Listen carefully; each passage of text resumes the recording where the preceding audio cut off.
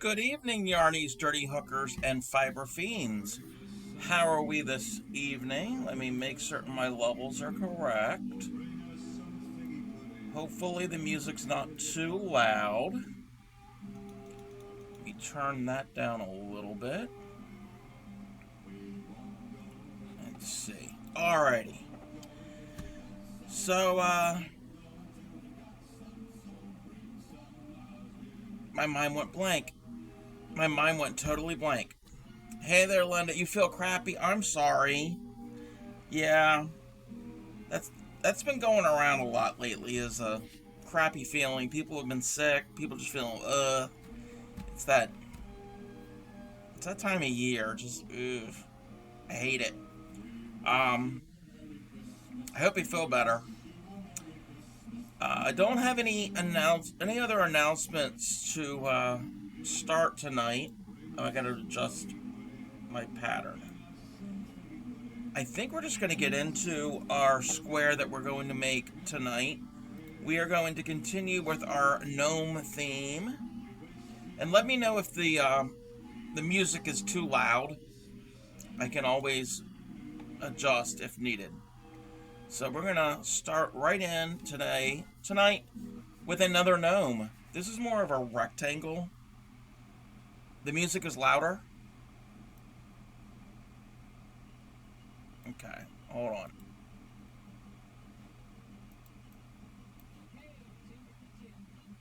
Let me adjust this. Is it better now?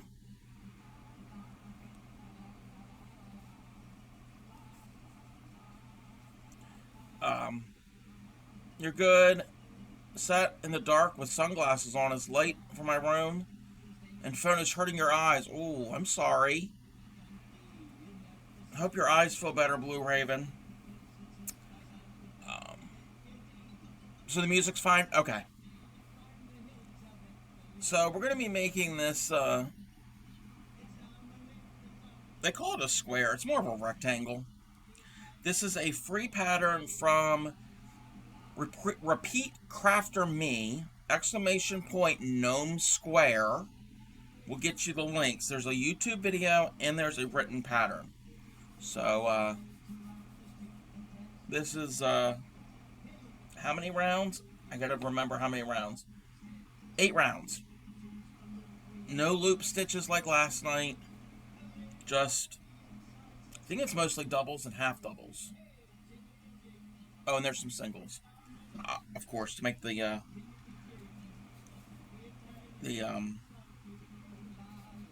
what do you call it? The beard. I'm gonna flip over to the back just to show you. It is all done in a round, so there's no applique. The only applique is the hat, and it's gonna look a little weird. We're gonna do the nose, and then the beard is gonna change different. Isn't going to be a circle. It's gonna be more of an oval. So if anybody is crocheting along with me, oh, excuse me. Don't mean to yawn, but let me know, and I will go slow enough to so you can crochet with me. And I gotta, please, oh, trying to get the brown the right way. I was having a lot of yarn just flying around. So we're gonna start with whatever color you're gonna use for your nose. So I'm using this brown color. You can use any color that you want. And we're going to make a magic ring, chain 1 and 8 singles into the ring and join. So let's zoom in a little bit. So again, we're going to make our magic ring. Oops, let's make the magic ring again.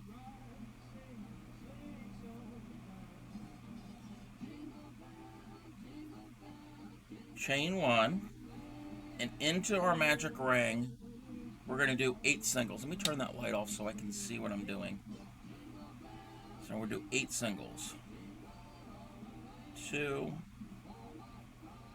3, 4,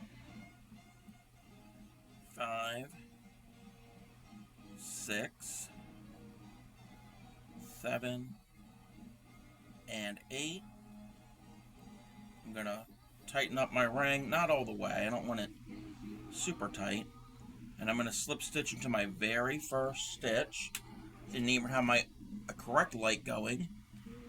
The one on my left, the light on my left actually works a lot better.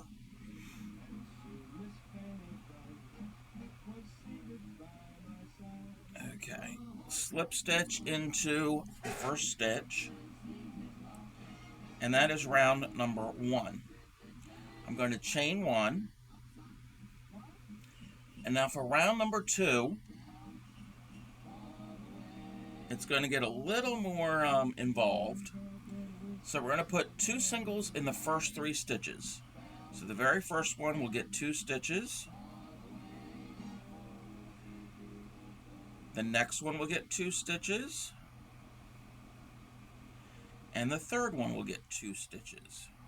And these are single crochets.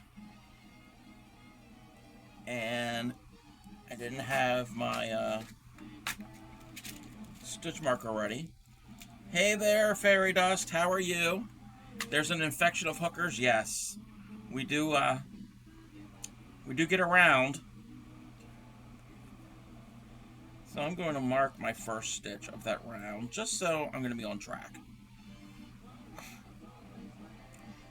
So again, we did 8 singles into our magic ring, joined with a slip stitch, chained up 1, and then the first 3 stitches each gets 2 singles. Now in the next stitch gets a half double and a double. So this one's going to get a half double and it gets a double. The next will get a double crochet and a half double. So that gets a double crochet and it also gets a half double. I don't know how well it's going to show up with the brown and the camera. The next 3 stitches each gets 2 singles, 1 and 2. This next one gets 1 and 2, and this very last one will get 1 and 2. And now we're going to join with our white color, our beard color. And the way I'm going to do it is I'm going to start the slip stitch.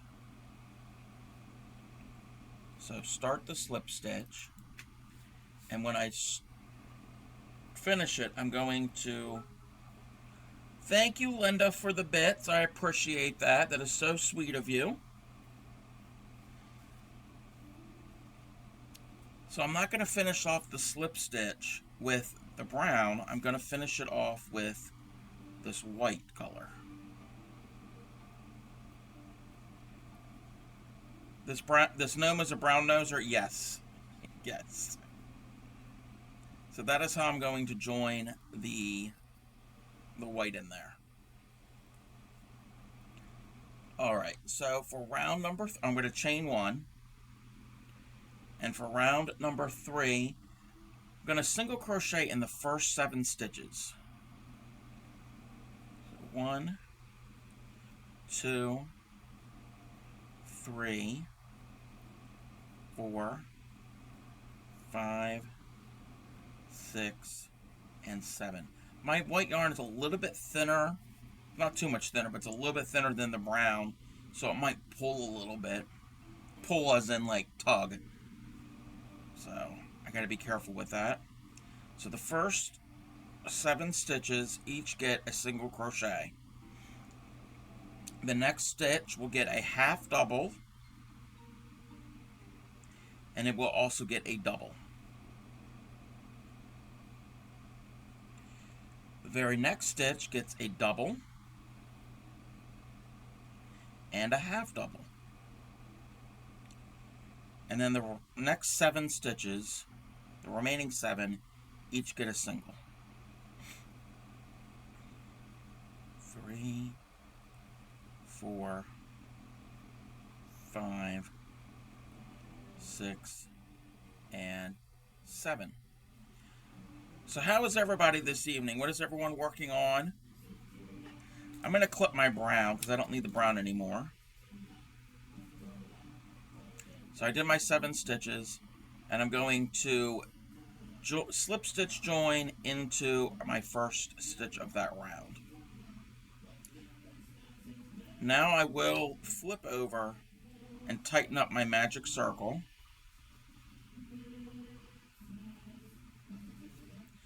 So we have this egg shape.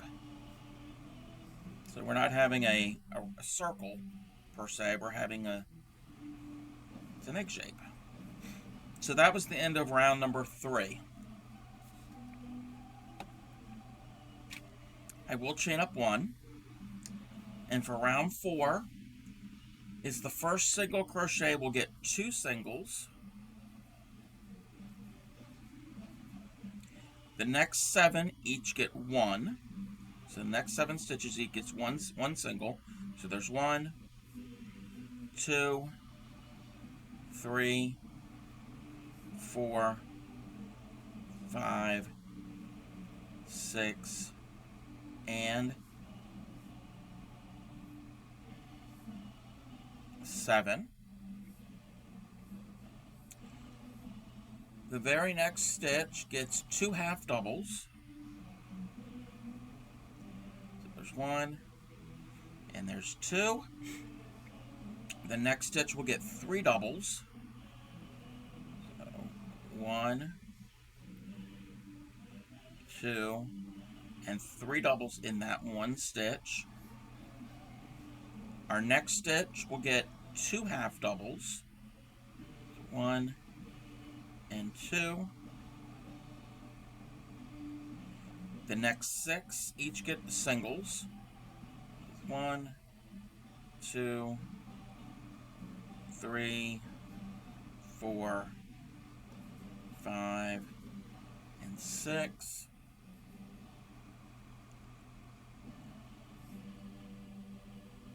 Actually, the pattern is wrong. It should be the next 7 will get singles.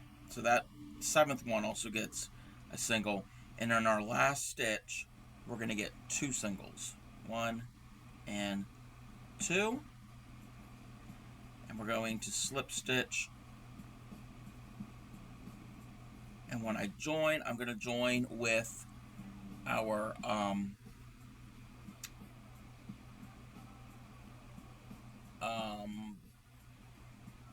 background color. So the color of our square. I got to keep track of what... Okay, I don't like this song. Give me a second.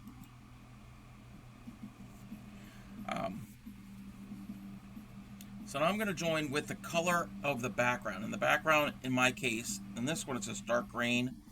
I don't have enough of that dark green, so I'm going to use this bright green. This Grinch color green.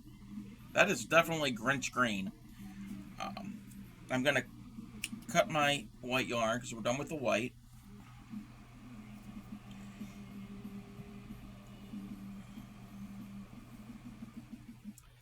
And I'm going to join with my background color.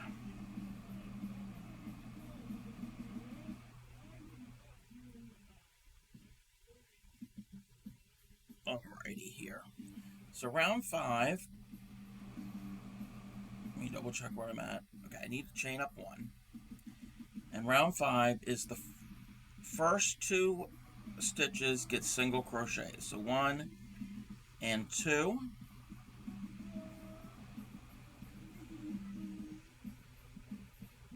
The next stitch gets 2 doubles, a chain, well, 2 doubles, 2 chains, and 2 doubles. This will be a corner. So we get 2 doubles. So there's 1, and there's 2, and then 2 chains, and then the same stitch, 2 more doubles.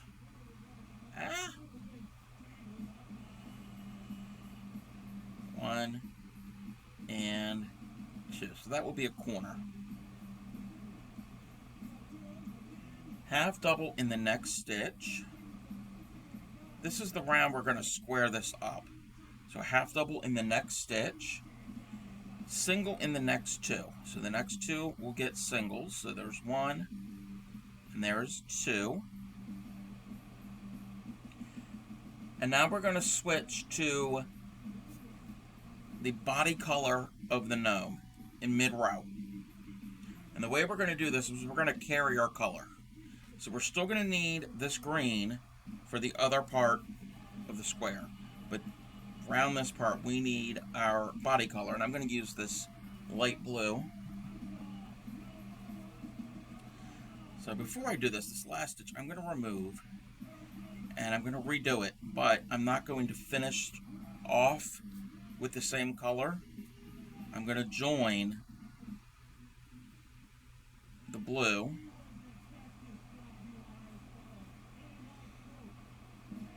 And when I do this, I'm going to carry my green with me. So all that means is I'm going to stitch over it for all of these stitches until I need to get back to the green. So with the blue, I got to double check. Okay. The next two stitches will get singles. So there's one. I'm going to tighten that up. And then the next one. Again, I'm stitching over this green. I'm not cutting off the green. I'm just encasing it into my stitches as I go, because we're going to need it for the other side. You will have a lot of tails to weave in for all these color changes. So two stitches are singles. The next one gets a half double. And then the next one will be a corner, and that's two doubles, two chains, two doubles. So the next one gets two doubles, two chains, and in that same stitch, two doubles. So one and two. So there's our second corner.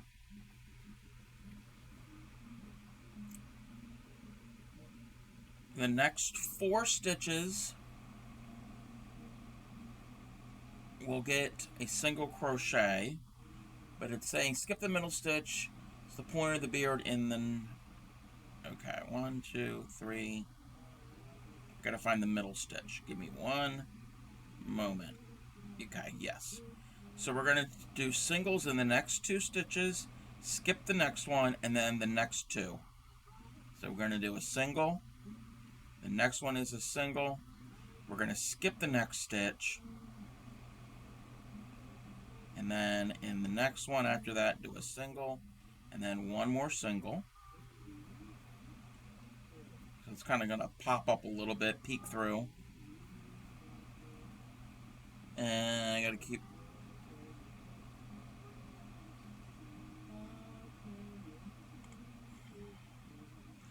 Okay, the next stitch will be a corner. So that means two doubles, two chains, and two doubles. And all this time we've been stitching over our green yarn. You won't be able to really see it from the back side. I mean, you might see it a little bit, but this is a square that you're mainly going to see from the front side because the hat is a applique. So there's our corner. The very next is a half double.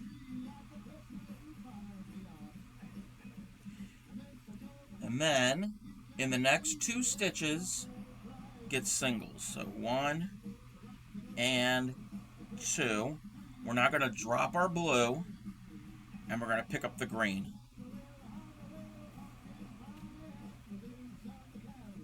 So with the green,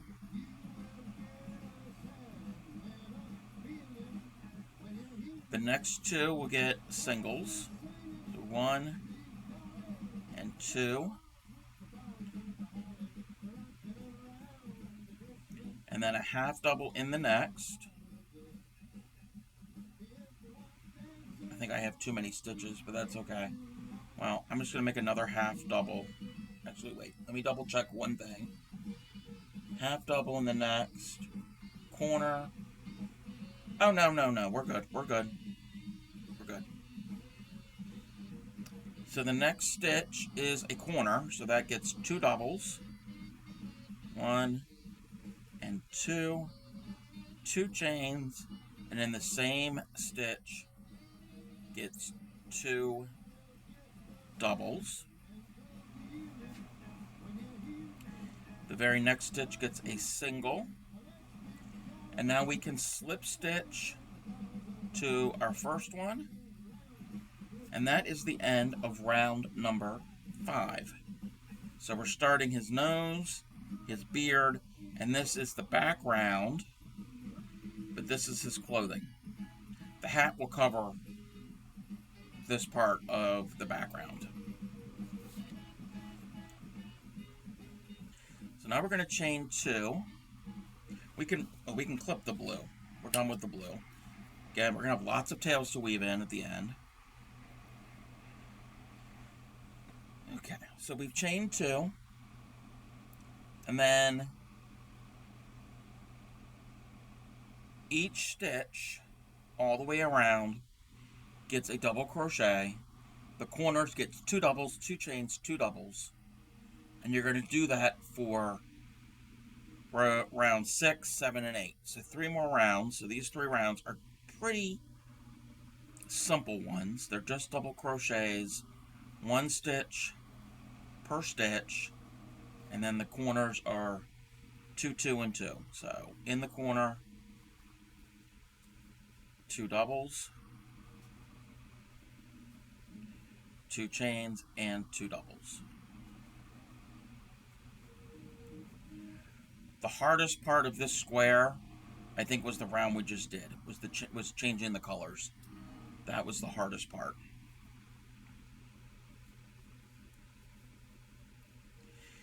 This is different than last night's because there's no loop stitches. So if anybody doesn't like to do loop stitches or has trouble doing them, this square, well, technically rectangle, might be a better option for you. Again, this is a free pattern from Repeat Crafter Me, and the links are on the screen or in the chat. If anybody wants it, if it's not there, !Gnome Square will get you the links if they're not currently available. I will be posting the link in the Discord.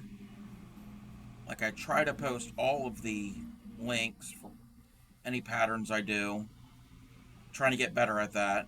I did post the gnome square from last night and the pine cone, the amigurumi pine cone that we did last week. They are in the pattern section in Discord. So there's 2 there, 2 chains, and then 2 more. Just like most of the squares that I do, this is a great use of scrap yarn. You can mix and match your colors, change up his nose color, his beard color, his clothing, the background colors, the hat, everything. You can make all kinds of them, all different ones, and be really cute if you made a whole bunch and joined them together, and you'd have a little gnome throw blanket.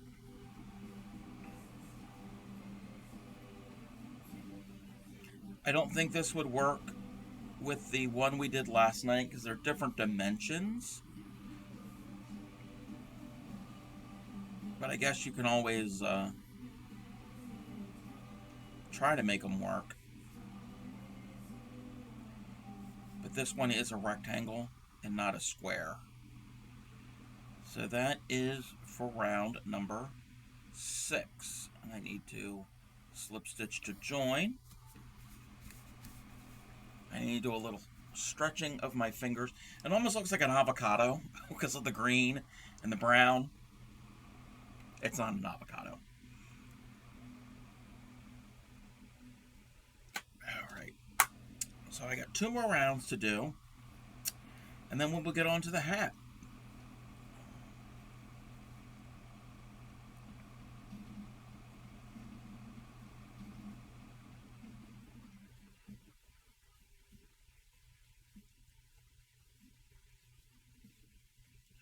So what is everyone working on?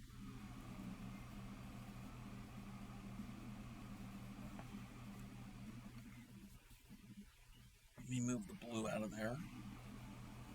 My blue was bumping into my green and making the stitching process a little difficult.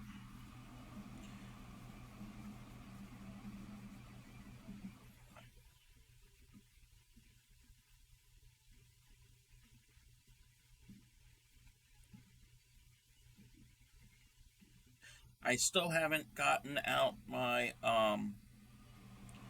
Christmas decorations. I need to do that maybe late this evening. Late this evening, I'll get them out. I only have a small 4-foot alpine tree, and I don't have that. I mean, it's not that big of a tree. They got the spindly type branches, and I don't have a lot of ornaments for it. But when I get that out, I need to set aside the crocheted snowflakes that I made years ago, and I will show them on stream. Bray Crochet is working on a hat. Crocheted, knitted. What type of hat? And again, if anybody has any progress pictures or finished pictures, feel free to post them in the Discord. Crochet. I always like to see what everybody is working on. I know there's at least one picture in the Discord right now that we haven't seen.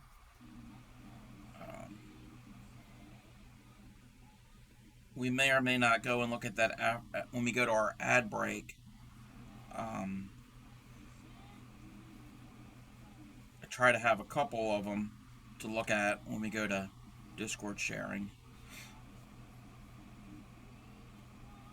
Trying to get a last minute gift ready. Yeah.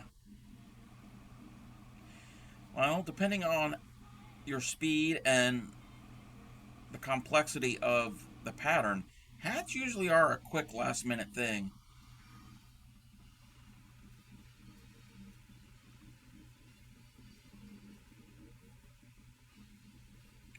And I still haven't. I need to do that. I need to write a list of things I need to do for stream. I need to take pictures of the cross stitch kits that I have, because in the new year I'm going to be working on one of them, and I want everyone's opinion on which one I should do first. We'll have another poll that everyone can vote on.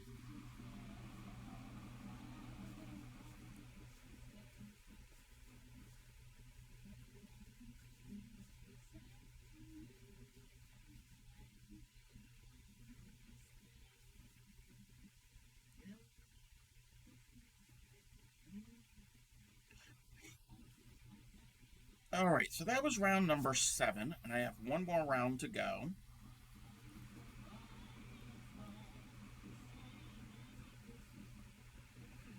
Grammy is attempting to find a pattern to make myself something in yummy merino wool. Ooh, yes. Colors of basil, grass green, cranberry, dark dusty rose, and snow.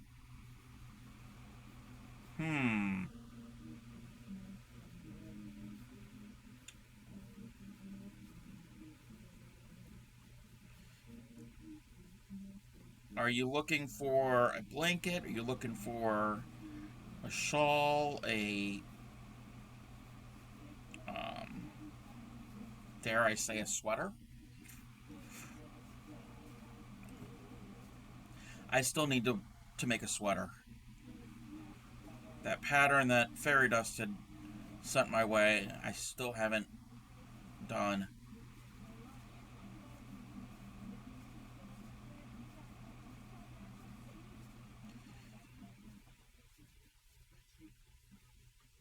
And that will probably be something I will work on stream.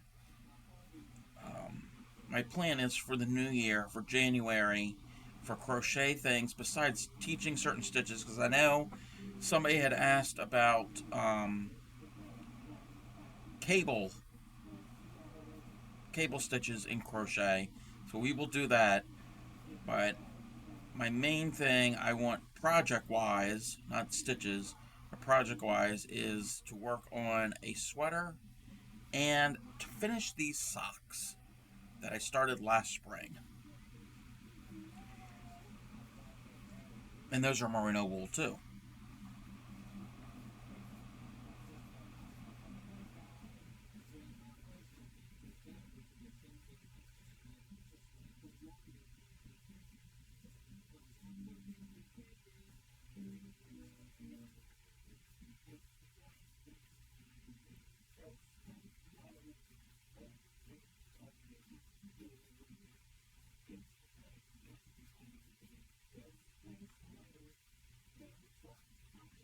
Alright, so I'm just working on the last round of this rectangle. I'm calling it a rectangle. Yes, those colors do sound amazing.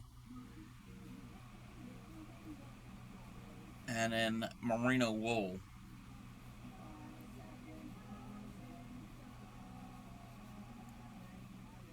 Okay. I need to do some fingy stretches.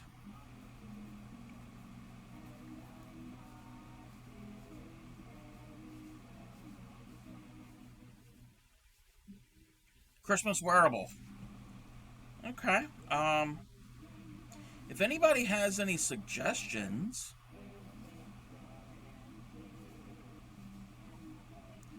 either post them here, or better yet, post them in the Discord. I guess in the suggestion, actually. Yeah, I have a channel over there for suggestions. I keep forgetting that I have that channel.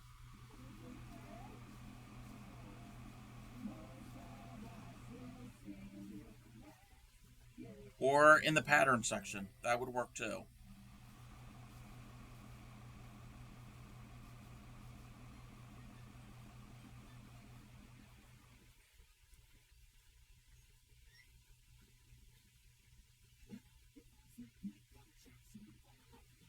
Okay, I don't want this sock.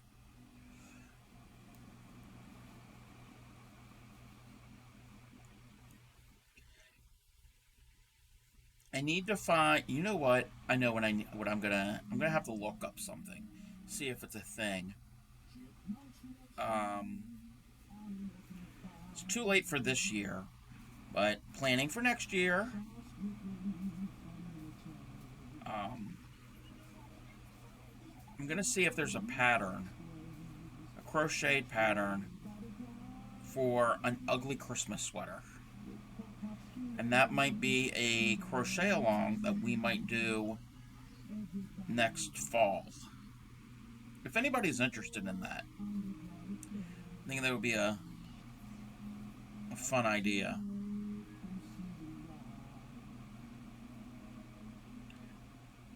Okay.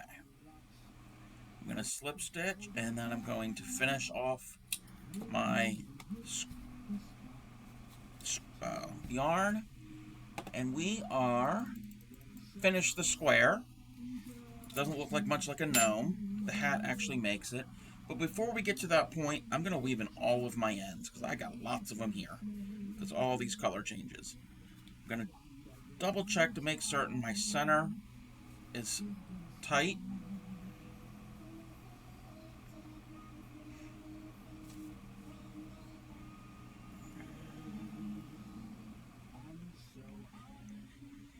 And we're just going to do a bunch of weaving.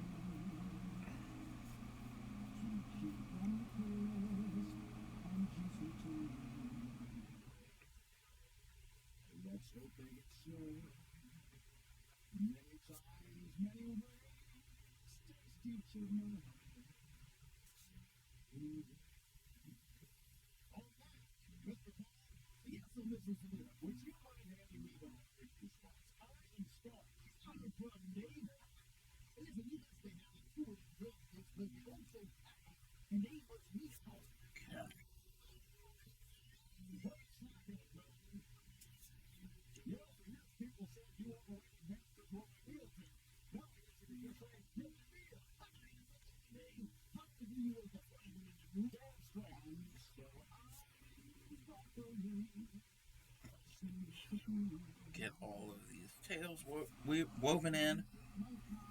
Weaving, woven. Words. English. Okay.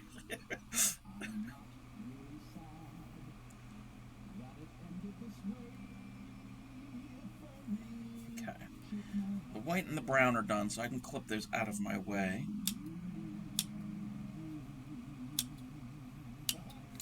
And those go in the schnibble bin.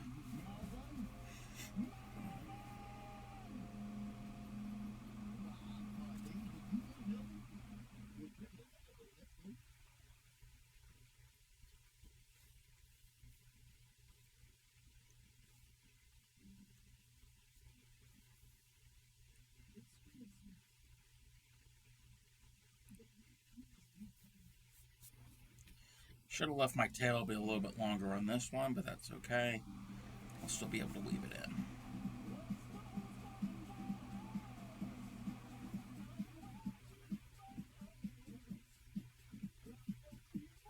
Okay. Clip those, and then all I got left is the green.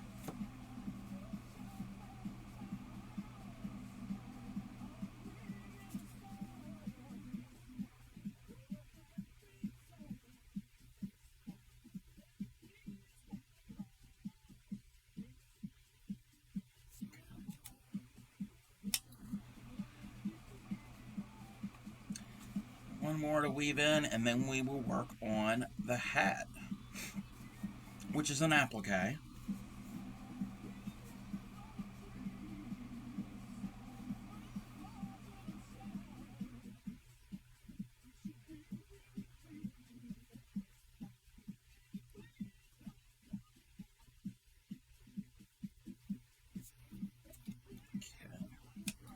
Oh, I'm thinking about doing an extended stream on New Year's Eve. I know a lot of people have plans for New Year's Eve. I don't. I think what I'm going to end up doing, starting at my normal time, that's a Sunday. Because the week before I'm not streaming. That the week of Christmas, the 24th to 30th, there will be no streams. But on Sunday the 31st, start at my normal time. I'm planning on about 6 hours actually. So go to about midnight. Maybe a little bit longer to ring in the new year. Again, New Year's is not a big holiday for me. But that is what I'm thinking about doing. And it's going to be a combination of celebrating my 1 year stream anniversary, which was last week, and also celebrating being part of the Moco Loco stream team. And so I think that's the plan. I don't really have anything specifically planned to do. We'll play it by ear. Maybe work on the temperature blanket, and also these damn socks. Hey there, Krusty Customs. How are you? Speaking of a Moco Loco, how are you doing? If there is a mod around, can I get a shout out for Krusty's Customs? Let me get my blue for my hat. So I'm going to set my square aside. Oh, my gauge must have been off. 1, 2, 3. Let me double check something. My gauge was off on my sample. 1, 2. Oh. Okay. It's not a big deal. The pattern calls for the last round to be single crochets. I did doubles. It's bigger, who cares? That's not the important part. I'm pretty good, Krusty.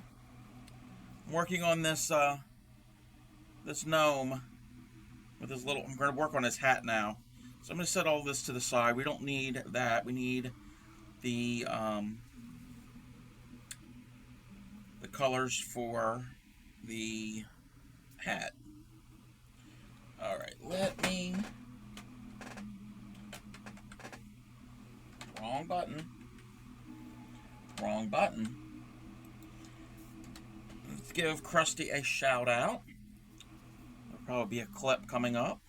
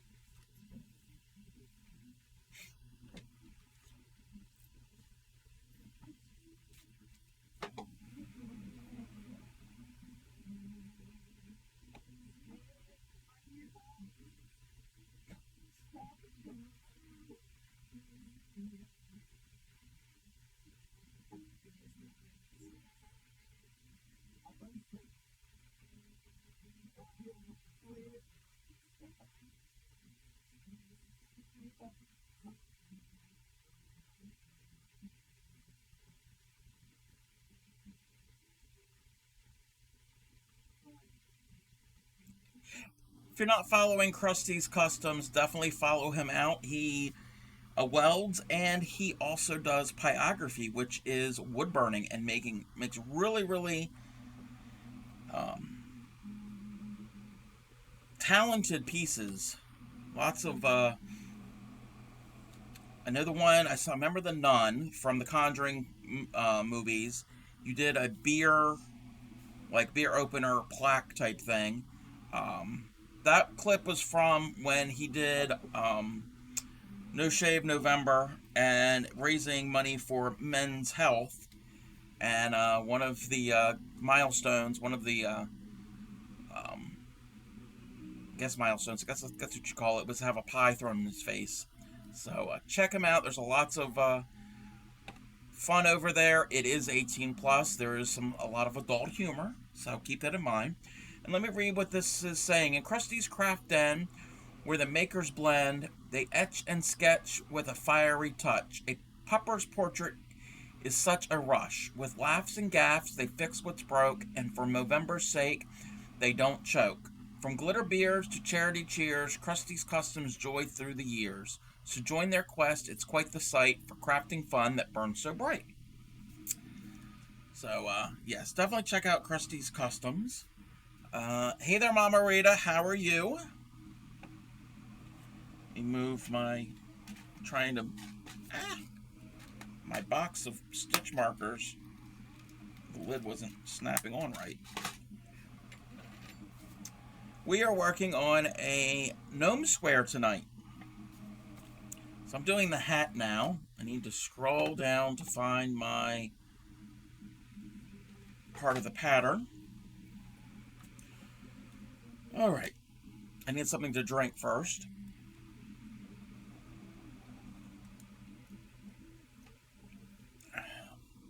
That is really good. I am drinking a mixture of lemonade and cranberry juice. I like tart flavors, so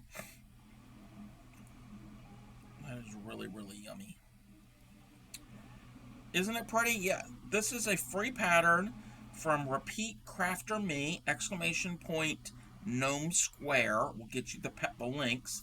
There's a YouTube video, and there is a written pattern from their blog. I've shown a bunch of their squares before. I really like their style of a lot of their patterns. So this is the hat. We're going to chain up 12. 2, 3, 4, 5, 6, 7, 8, 9, 10, 11, and 12. Again, it's a good use of scrap yarn. So that is chain of 12. We're going to single crochet in the second chain from the hook. So we get a single. The next one we get a single, and I know it's kind of difficult to see with this dark blue yarn. So we chain 12. Second chain from the hook gets a single. The next one gets a single. The next two each get half doubles. So there's a half double, and then the next one gets a half double. This yarn I'm using, it's discontinued. I mean, I only ever got a scrap of it, but it's blue, but it's got like a little bit of like a iridescent glint to it. I have it also in pink. I don't know what brand it is, where it came from. I mean, I know it's acrylic, but it's kind of frosty looking. I don't know how well it's showing up on camera. So those two stitches, those two were each half doubles. The next three stitches each gets two doubles. So there's one, and there's two. The next one gets two doubles.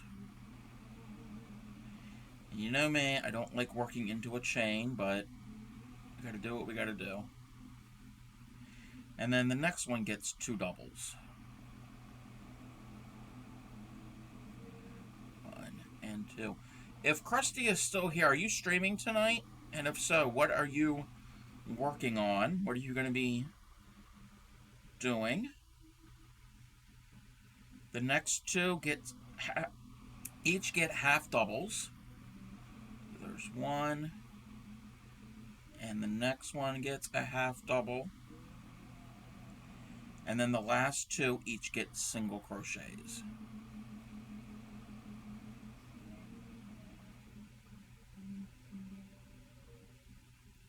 So there's a single, and this very last one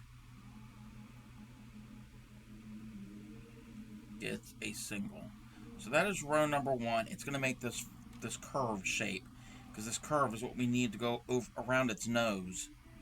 So it looks like it's over its eyes. Because with gnomes, you never see their eyes. You just see their nose sticking out and their beard.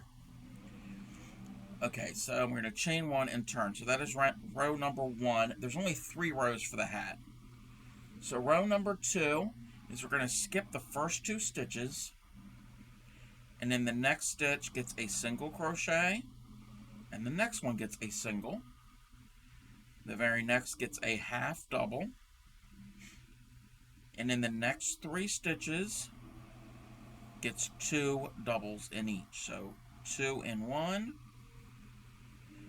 2 in the next,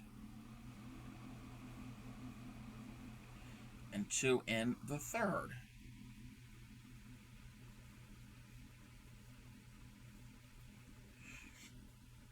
The next one gets a half double. Action Act is on a straight 3-stream streak. Woohoo! Welcome in, Action. How are you? So that was a half double. And then in the next one we get a single. We're going to skip 2 stitches. And in the last stitch we're going to get a single crochet. Good, except that I have a little rosy in the airways, and I'm a little snotty. Have no fever. Oh, it's probably allergies, change of the weather. Hope you feel better. Everyone's feeling crappy lately.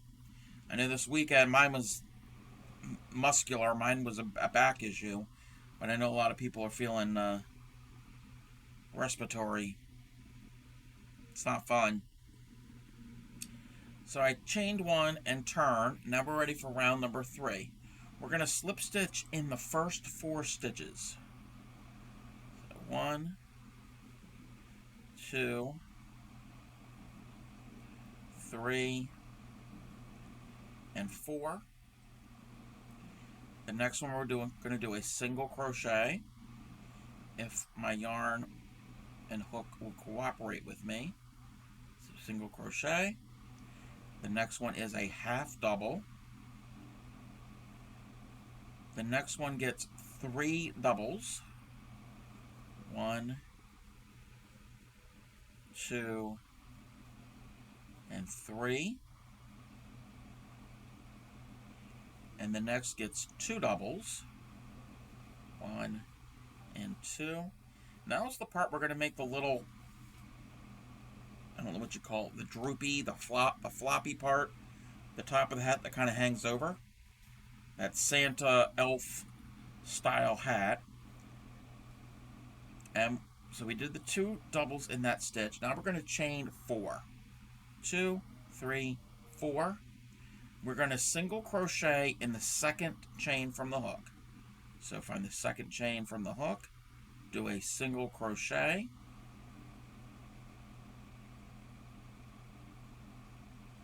and we're going to half double in the very next one.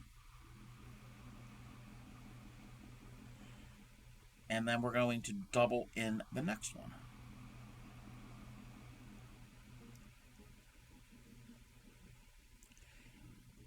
And now we're going to join in the same spot as our 2 double crochets here.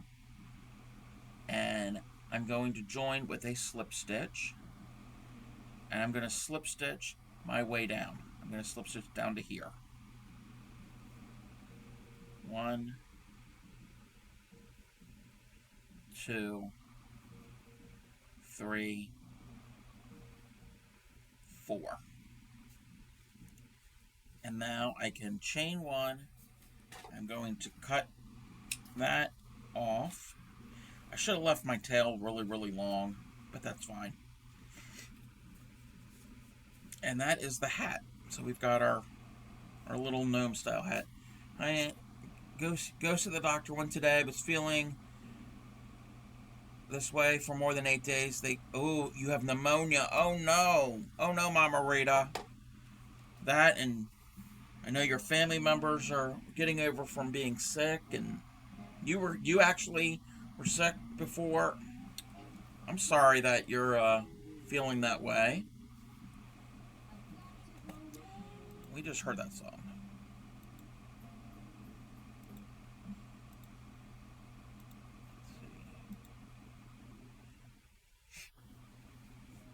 But yeah, everybody take care of themselves.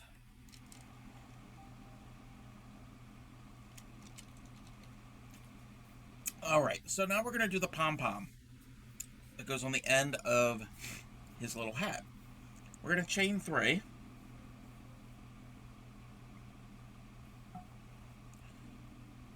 And I'm going to do it in the same color as his clothing. You can do it whatever color you want. And in the second chain from the hook, we're going to do a bobble stitch. Now a bobble stitch is we're going to yarn over, go into the stitch, bring up a loop, 3 on the hook, yarn over through 2, and stop. We're going to yarn over, go into the same stitch, bring up a loop, yarn over through 2, and stop.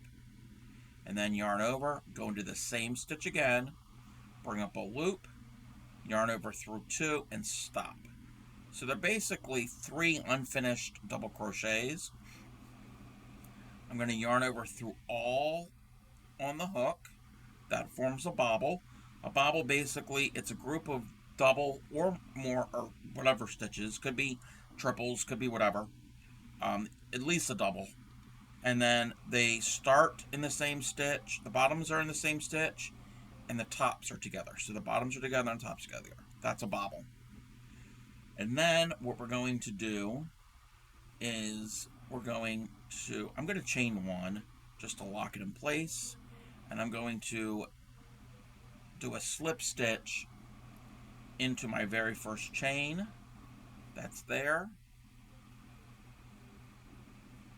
And doing it that way, so tight, it's going to form into like a rounded shape, almost like a popcorn. And then I'm going to chain 1.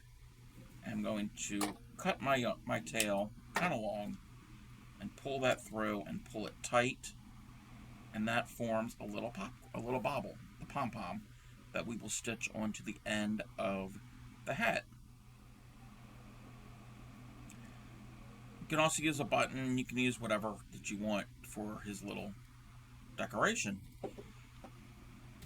So we're gonna go in about 2 or 3 minutes. We're gonna go to an ad, so I'm not gonna get really involved. But what I will do right now is I'm gonna weave in my ends, my tails that I don't need to stitch anything on with, and then when we get back from our ad break, we will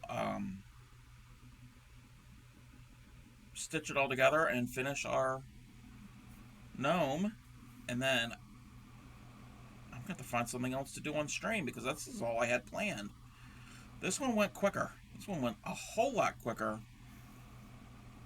than I had envisioned. If it doesn't go away, yes, yeah, definitely don't let it get too far where it gets worse. So yeah, if you're feeling a lot worse or it doesn't get better in a few days, go and get that checked out.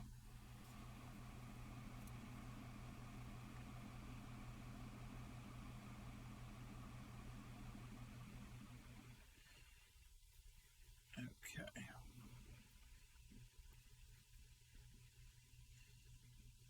What I might end up doing, I know what I'll probably do tonight. After I get done this little gnome,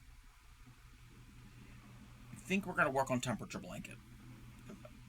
I haven't done that on stream in a while, and I got a lot to catch up on, and that's something that I don't have to really think too much about. So I've got our hat, we've got our little pom-pom. I'm going to stitch it on. We'll do that when we come back from our ad break. So, this is a good time for everybody to stretch, get something to drink, get something to eat, use the restroom if you need to, and we will be right back. Let's all go to the lobby. Let's all go to the lobby. Let's all go to the lobby to get ourselves a treat.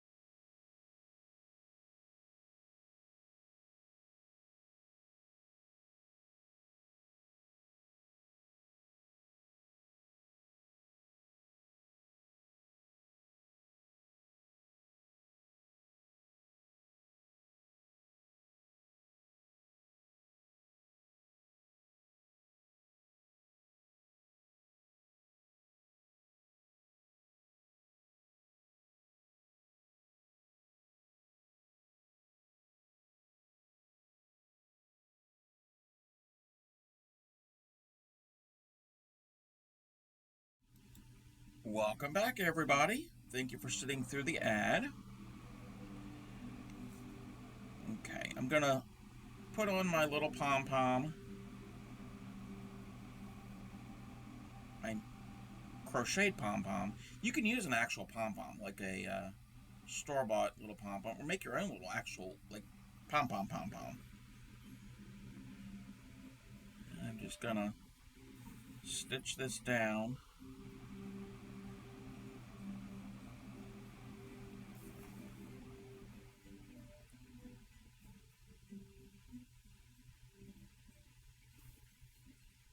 Just so it's secure.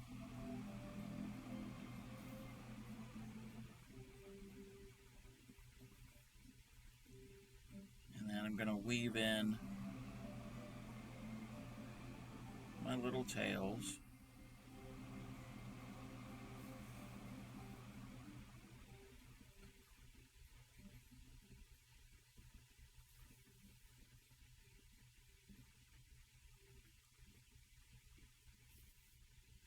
Okay. So we got a little pom-pom added.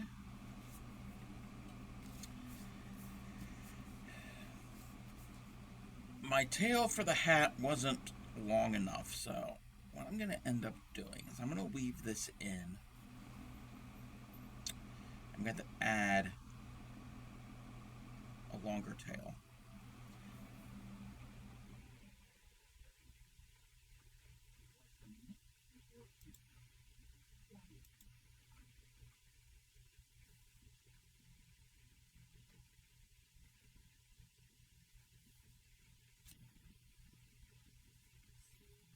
Cut that off. So the hat is there. I'm going to add a longer bit of yarn. And I'm just going to add it on the back side of the hat. I'm going to do a simple little knot. Normally I don't like adding knots to my work, but this is just to secure it on.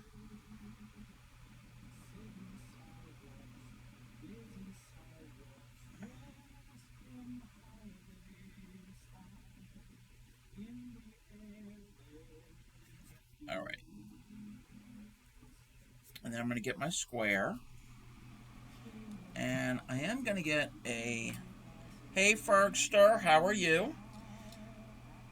I'm going to get some safety pins just to position this on and to hold it in place as I'm stitching it, so I don't end up having it off to the side.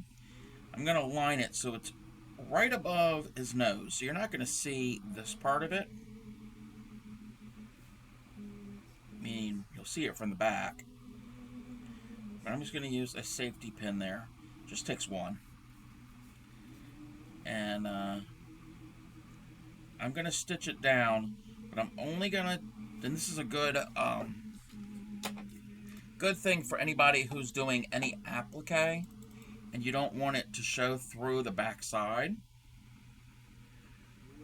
When you're appliquing with crochet or yarn, you just want to go through the top layer of your base stitch, and then I'm just doing like a running stitch. I'm just going to go up, through, down, and when I come back down, I'm just going to grab the top layer of my base. Hey there, Sophie, how are you? And then that way it'll be connected, but you're not going to see anything on the back. Makes a little more of a neater, professional finish.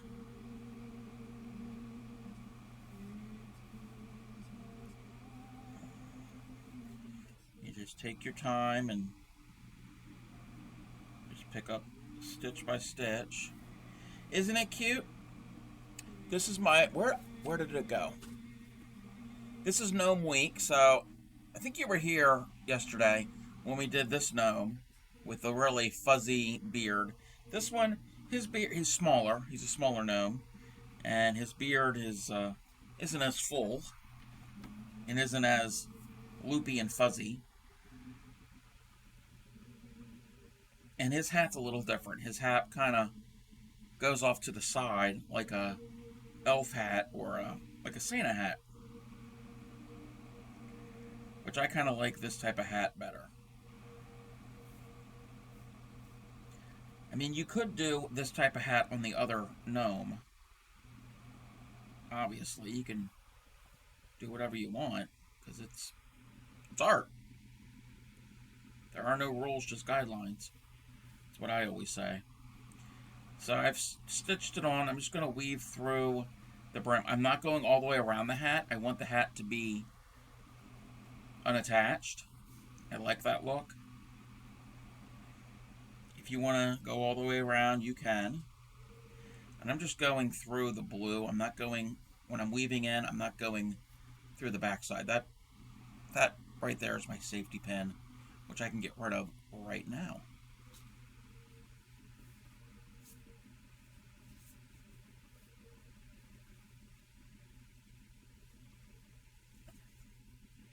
And I'm just gonna go back one more direction, and we're gonna clip. And I have a little tail here I can clip. I want to clip. Come on. There we go. And there we have, let me zoom out. We got our cute little gnome in a square or a rectangle. And like I had said earlier, great use of scrap yarn. Mix and match all of your colors. You only need a little bit of each. The only thing you really need enough of is your square color. And you can have all different ones, and you can even make the next one have his hat go on the other side. It doesn't have to hang over to the left, it can hang to the right. So, kind of cute, works up somewhat quick. I did this all in about an hour. The hardest part, again, was this round where you start with one color and then you carry it while you're working this next color, and then you drop your blue and pick up your other color. Yes, you can use it as a pocket on a scarf. Yes, that would be great. Great idea, Grammy.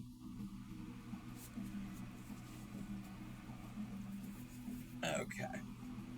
So, again, my version I made tonight, my last round, I did doubles. The original pattern had singles, so it is a little bit bigger. But you can make it whatever size you want. The main thing is the gnome. Alright, so I think we are going to go... Oh, welcome back, Action. I think we're going to switch gears, and we are going to do some temperature blanket that I haven't done in a while. Where's my... Get all of my gnomes up and out of the way. I gotta rearrange some things.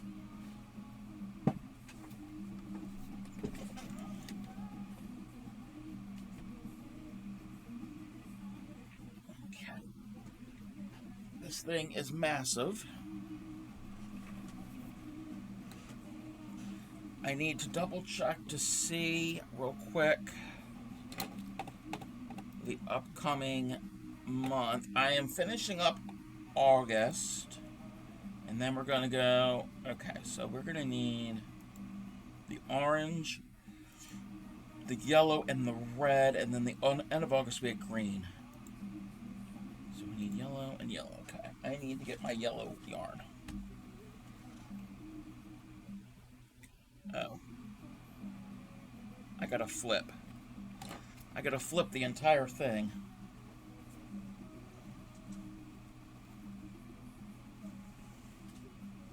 Wait. No, I don't. Let's flip it back the other way.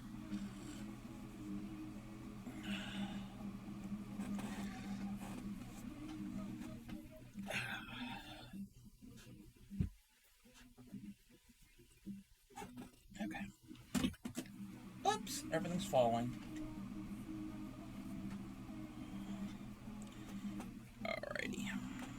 So if you have been following my channel for a while, you'll know that on Sundays, normally I work on a temperature blanket, and I had to put it to the side for the summer because it was too warm. Let me cut that off.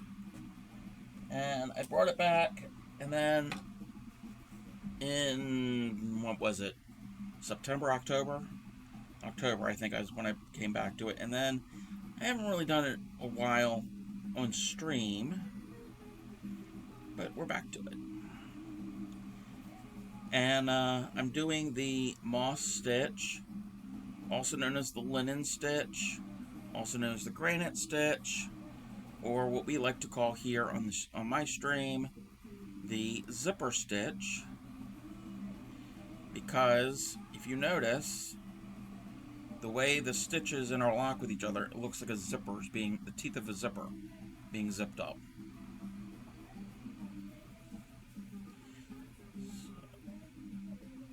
Do it fat. Well,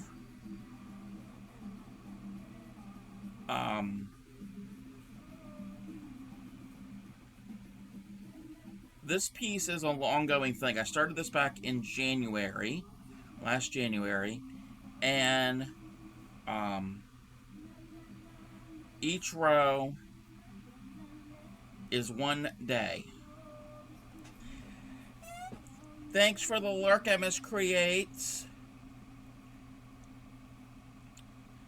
But,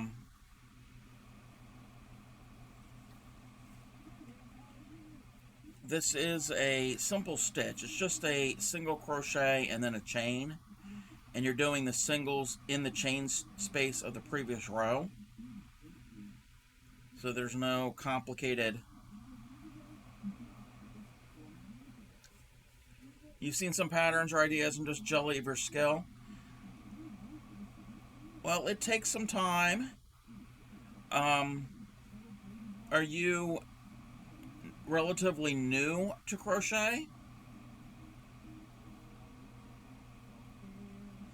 Okay, I don't want this song.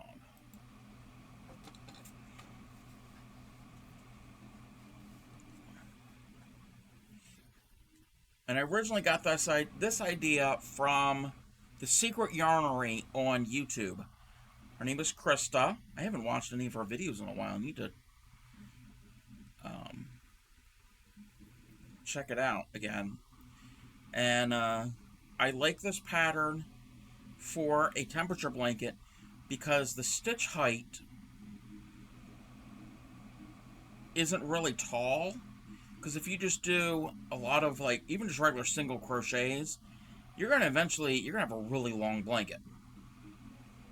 So, this pattern here, the stitches are like half the height because they interlock with the row below. So it doesn't make a really long blanket. Less than a month. Well, welcome to crochet. If you have any questions at all about crochet, and it doesn't have to be anything that I'm working on currently, let me know. As everyone here, my regulars know, I'm more than willing to stop what I'm doing, pick up a ball of yarn and a hook, and try to explain a technique or a pattern. I'm all about education here. So, bought an animal making kit. Was not for newbies, so I like, but yes, okay. My recommendation, this is just my recommendation, for anybody who's new to crochet, I don't recommend starting with an amigurumi, which amigurumi just means cute toy in Japanese, and that means crocheted or knitted little stuffed animal type toy type things. I don't recommend that because,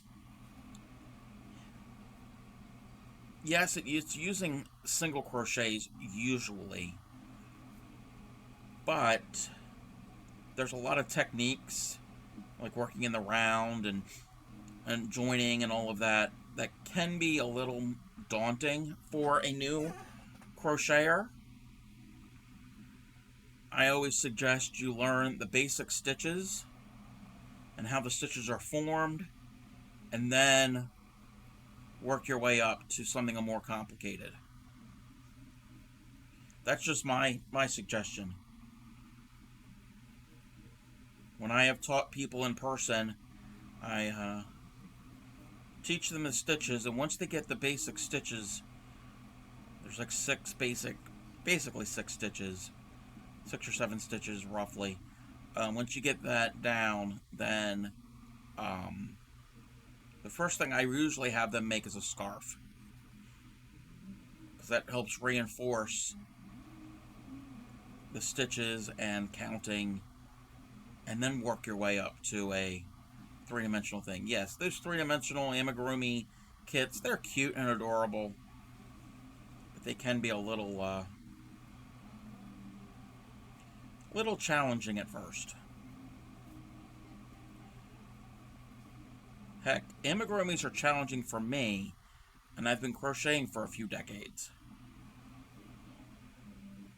I'm actually new to Amis. No problem.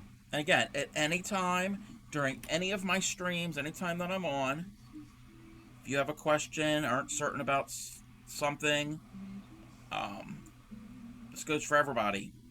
Tell me hey, what about this? How do you do this? Or even if somebody is watching and they have never crocheted a day in their life. Like I know I have a follower, Gary. He wanted to learn, and I told him what to get, and he picked it up, and he's learning.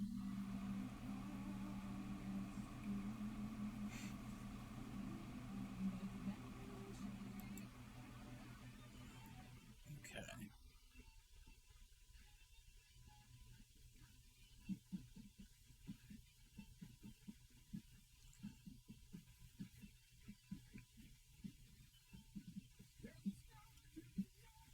But yeah, I teach certain squares, like the gnome that I did earlier, but then I also teach simple, basic patterns. Somebody last night had asked about cable stitches. That is something I'm going to have to plan out. That's not a basic, quick thing that I can just show you, whip it up real quick. I mean, I guess I could, but um, that is going to be done in the new year. We're going to do some cabling. That's more advanced. That's not beginner level.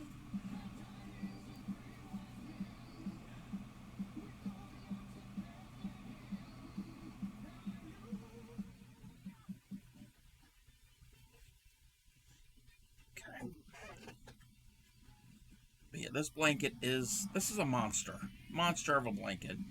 It's only going to be queen size, but I feel like it's taking forever.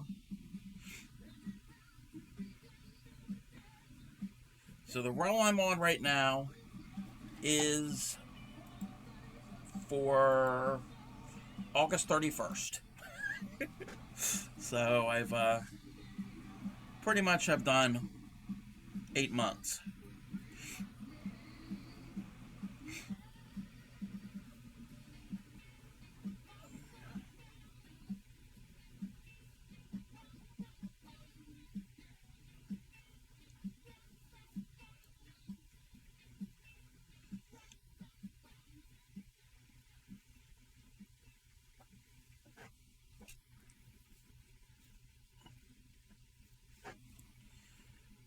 But I think crochet is a great hobby. Oh, my song is on.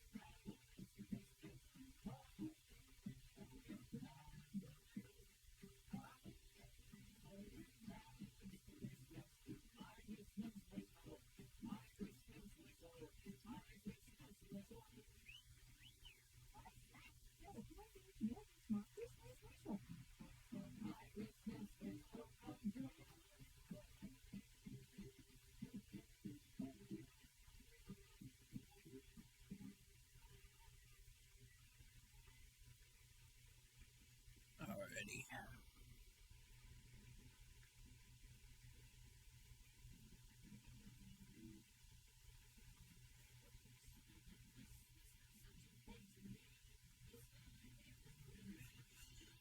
So now I'm on September 1st. That was also in the 70s. Let me mark off my...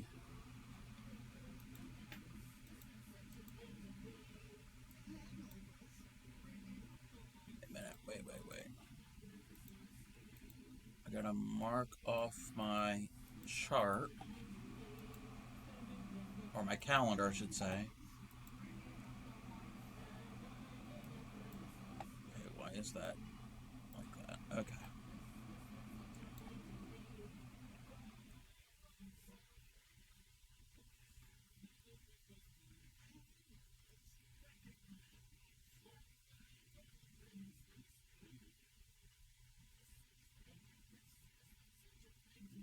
So, Enchanted Creations, are you working on anything at the moment?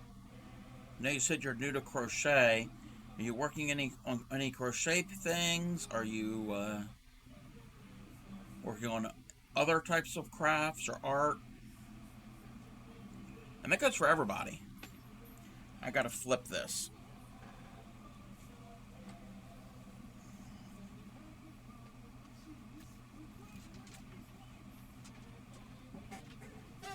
Works better if I put most of it behind me.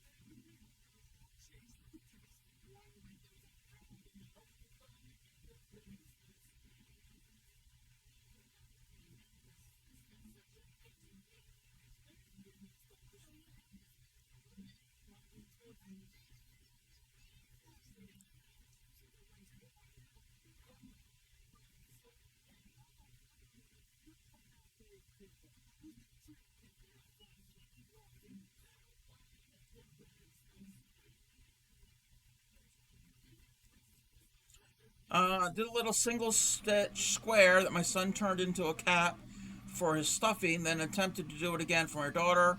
Turned into a pizza shape, but worked great for her stuffing. That is great. Practice, practice, practice. Um, you said you're new to it, so um, your tension will come with time. That's not something anybody can teach you.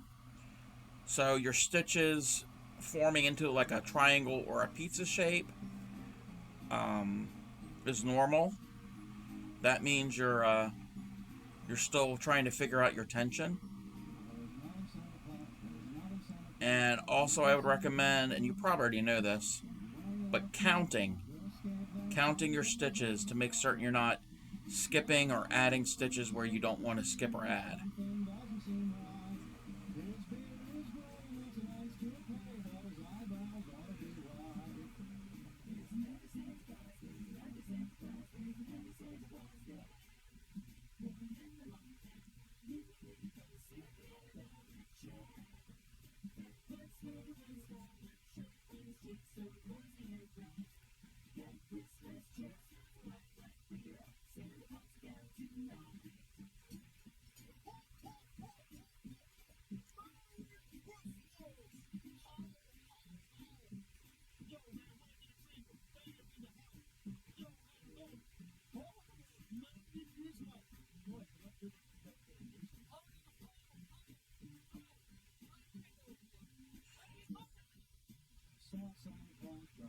Okay, my bad. I then moved on to the magic circle that I would say coaster, like that cup so much that, okay.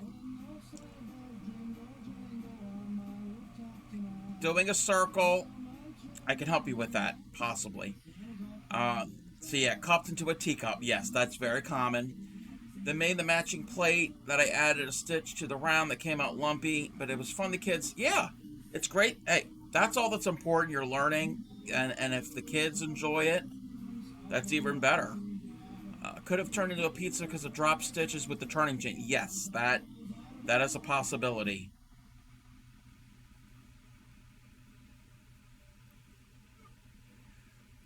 Wait a minute.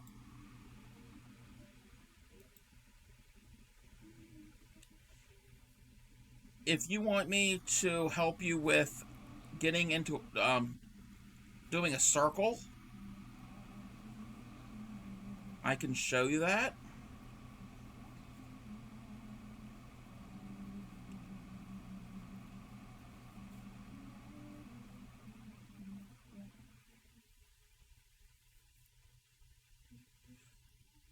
Circles are kind of daunting at first.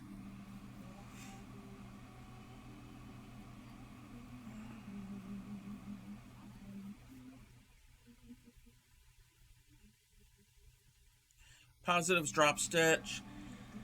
I had help counting. I did get some of those stitch counters. Yes, stitch counters will help. And speaking of stitch counters, you don't need a stitch marker like this. You can use a paper clip, you can use a safety pin, you can use scrap bits of contrasting colored yarn. You don't need any specific thing that's um, sold as a stitch marker. A stitch counter is different. That's usually I've never used one in crochet. I try to count, but I know they have ones for knitting. You can actually use it for crochet too. They don't really fit on a crochet hook because there's not enough room. They're usually things that go on your knitting needle, and you can count your rows and your stitches. Again, you can use the same thing. They have other ones that don't go onto the hook. You can slip around your neck.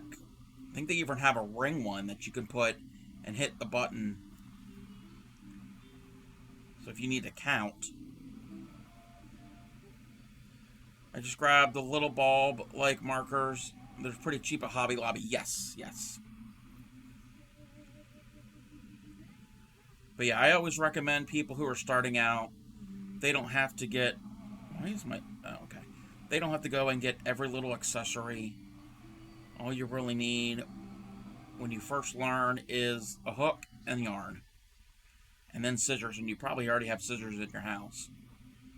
That's pretty much when it's something to place on the stitch. Also, so when I take it into work, you don't get lost. Yes, that is the beauty of anything that locks. They won't fall off.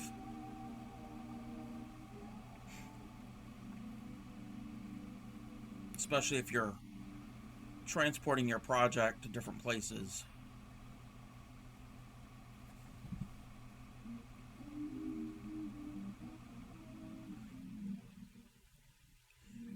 But actually, let me do this real quick. I'm gonna want a little ham, about $40 or so, but I'm working towards opening a craft business, so it'll be used eventually.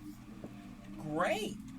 And I know how it is spending and looking at things. Oh, I want this and I want that, and you get excited about the whole prospect of what you can make and what you can use. All right. You don't have to be crocheting along with me, but I'm going to show briefly. You knit. Oh, okay. That's good. If you already knit, then you can use some of those other things. All right. You don't have to crochet along with me, but I'm going to demonstrate how to get a circle to lay flat. Okay. And plus I use yarn as a measuring tape when going to the store. Just be careful, some yarns have a lot of stretch to it. So if you get a yarn, like this yarn here has got very little stretch, that would be fine. But if you've got one that's got stretch to it, you might not want to use that as a measuring tape because you're going to have variations. Hey there, Notewood. How are you? Crafts is your religion. Okay. So I'm going to show you how to do a circle, a crocheted circle to lay flat. You can use the magic circle, which is the center part, or you can do the chain, usually 4, and then stitch into the chain. I'm going to show you the magic circle. Actually, I'm going to show you both. That's just the beginning. It has nothing to do with it, with the piece laying flat. So I'm going to show you the chain method first. This was how they used to do circles and granny squares or whatever before the magic circle was a thing. I don't know when they came up with the magic ring, the magic circle. Let me zoom in a little bit. So I've got a slip knot on my hook, and I'm going to chain up 4. 2, 3, 4. This Twitch category is not a cult. Yes, it's not a cult. So I've chained up 4. Okay? So into my very first chain, I'm going to put in a double crochet.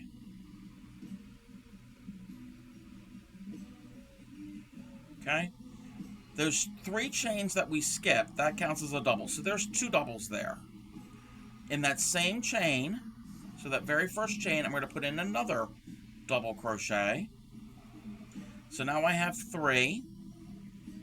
And again, in that same first chain, put in another. So there is 4. I'm going to put in another. We have 5. Another, and we now have 6. I'm going to put in another, and that is 8. And then one more. That's 7. One more, now I have 8. So I have 8 going into that very first chain. You could double check and count. Count the tops of your stitches. So 1, 2, 3, 4, 5, 6, 7, 8. Oh, you better learn double? Okay. I'm just doing this as an example. You can do the same thing with singles. So actually, you know what? Let me rip this all out. And I'll teach you singles.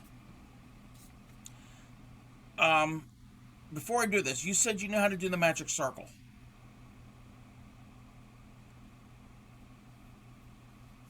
Oh, no, no, no. Don't be sorry. I should have asked you how how advanced you've gotten. So if you know how to do singles, um, you're decent at starting it. Okay. So I'm gonna, as a recap, I'm gonna show you how I do a magic circle or a magic ring. So the way I do it is I put the tail in my hand. Let me turn my volume down because that music's a little loud. So I'm gonna, no, I'm not gonna. I'm gonna put the crochet hook to the side. Don't need the hook right now. So I'm gonna put my tail in my hand and I'm gonna wrap. Got it over my two fingers, my index finger and my middle finger. I'm gonna wrap it around, bring it to the front, and I'm gonna cross it so there's an X. With my thumb, I hold on to where the X is, and I'm gonna turn my hand, and this tail, well, not tail, the string. This is the string going to the ball of yarn. I'm just going to put it between my ring finger and my pinky finger. So I've got two strands. I've got the one closest to the tips of my fingers and then the back one. I'm going to take my... Hey there, Gary. How are you? I'm going to take my crochet hook part facing down towards my fingers. So I don't want the hook facing up. I want to face it down. I'm going to go under the first strand, and with the hook, I'm going to grab the back strand. And when I do that, I'm going to pull the back strand under the front strand, and in one motion, I'm going to rotate the hook. Again, I still have it grabbing the string, and I'm going to rotate, and now my hook is facing to the ceiling. And I'm going to push the hook onto that little loop. Okay? Now, the tricky part is I'm going to let go of my hand, keep the hook on there, and I'm going to grab all of the yarn that's here where it all meets. The loop, do the happy dance. Yeah, well, we could do a happy dance if we get it done correctly. You're working there. Well, I'm glad you're able to pop in while you're working. So, with my right hand, I'm going to grab everything here. So, all those strands that are underneath and the loop. So I'm going to grab it.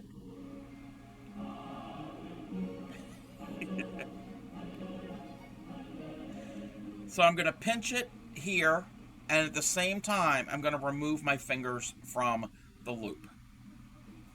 So we still have it pinched with the hook and everything.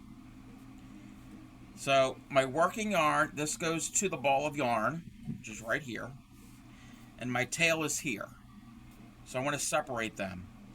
Now is the time that with my left hand, I'm going to position it however you tension your yarn. This is how I tension my yarn. I put it over my index finger, under the next two, and over the pinky. Everybody does it differently. However you tension your yarn. And then with my left hand, I'm right-handed, so I'm going to have the hook on my right hand. I should have mentioned that at the beginning. So with my left hand, the way I hold onto my stitches is with my thumb and my middle finger. My index finger is the one tensioning the yarn. So now I'm going to transfer this pinch from my right hand to my left hand. And now I'm pinching it all with my left hand. You can flip it mentally. Okay, you're left-handed? Okay. Hopefully you can flip it. I don't know how to do it left-handed. So I've pinched it all there. I'm keeping that pinch. And that pinch is holding the magic ring in place in that loop that we made. Now, with still pinching it, with my crochet hook, I'm going to chain one. Now you don't really have to pinch and hold it as much because that chain one is going to keep it in place. And your magic ring, this is the magic ring that we made. The magic ring, you'll see here on this side, there are two strands. And when we stitch, we're going to stitch into this ring, the magic circle, the magic ring, whatever you want to call it. And when we stitch into it, we're going to go over both of these strands. One of these strands, and actually I'm going to untwist them right now. You can untwist them, it's fine. You're just going to keep them together.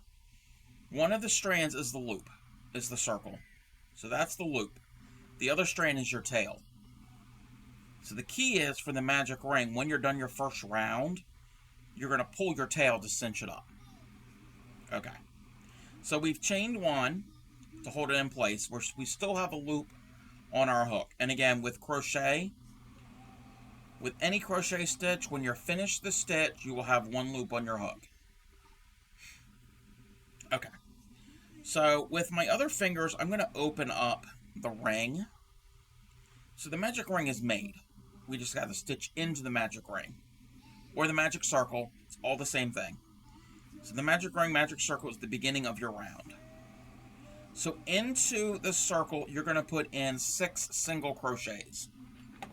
I usually do 6 because mathematically, the way the height and everything works, usually 6 is good for a single crochet.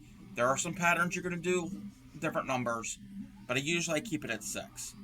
So into the magic circle, we're going to pull up the loop, pull it through, and we have 2 loops on the hook. Let me redo that again. So I'm going to put the hook into the magic circle. I'm going to grab it and bring it through the loop, through the magic circle. And we have 2 loops on the hook.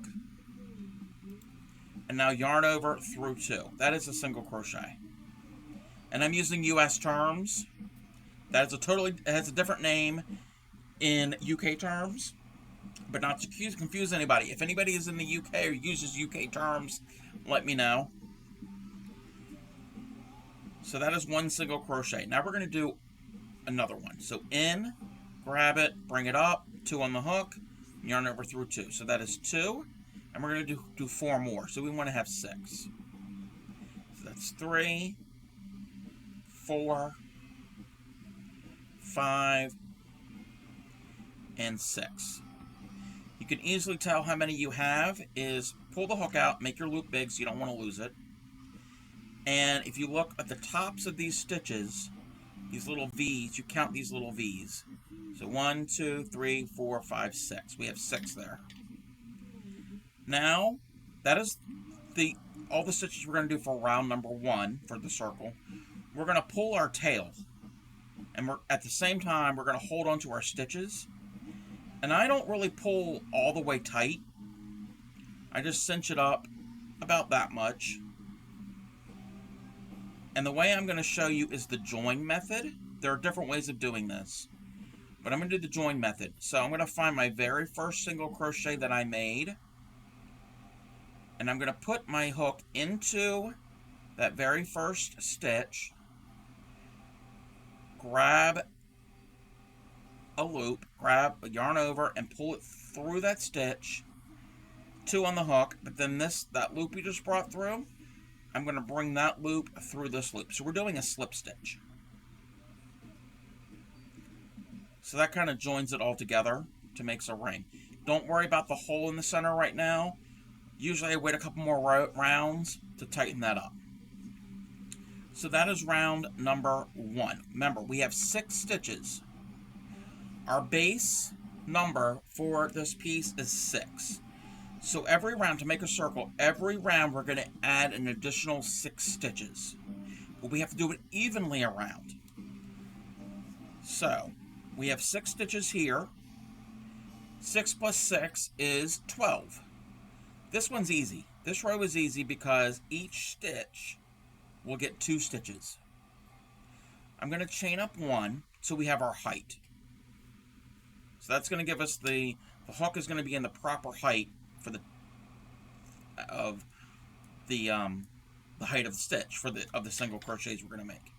So in our very first stitch, we're going to go in and do a single crochet, and in that same stitch, do another single crochet. So anytime you do 2 stitches into 1 stitch, that's an increase. So what I usually do is after I do my first 2 stitches, the very first stitch I made of that round, I put in a stitch marker.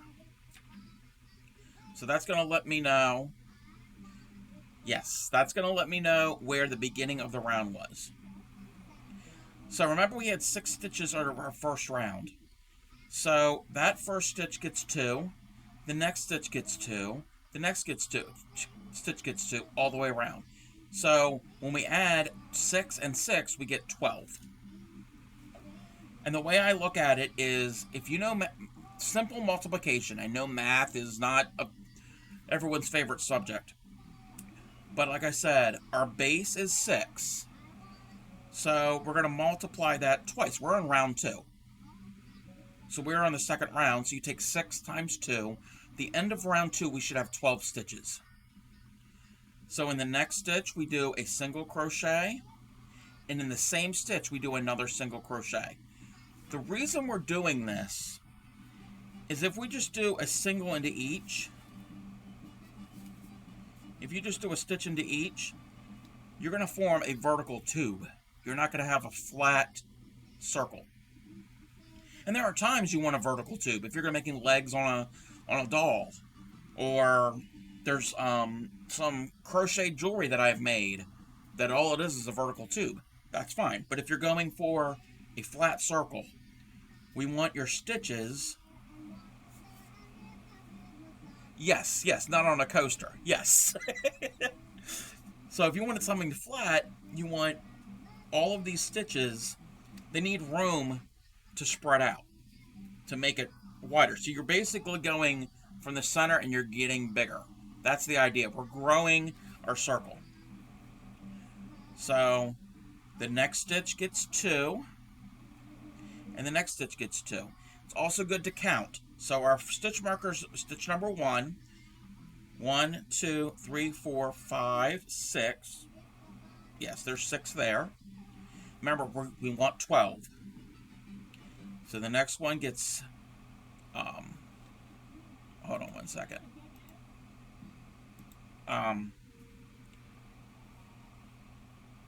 The next stitch, I put a stitch here, that's number 7. And in the same stitch gets number 8.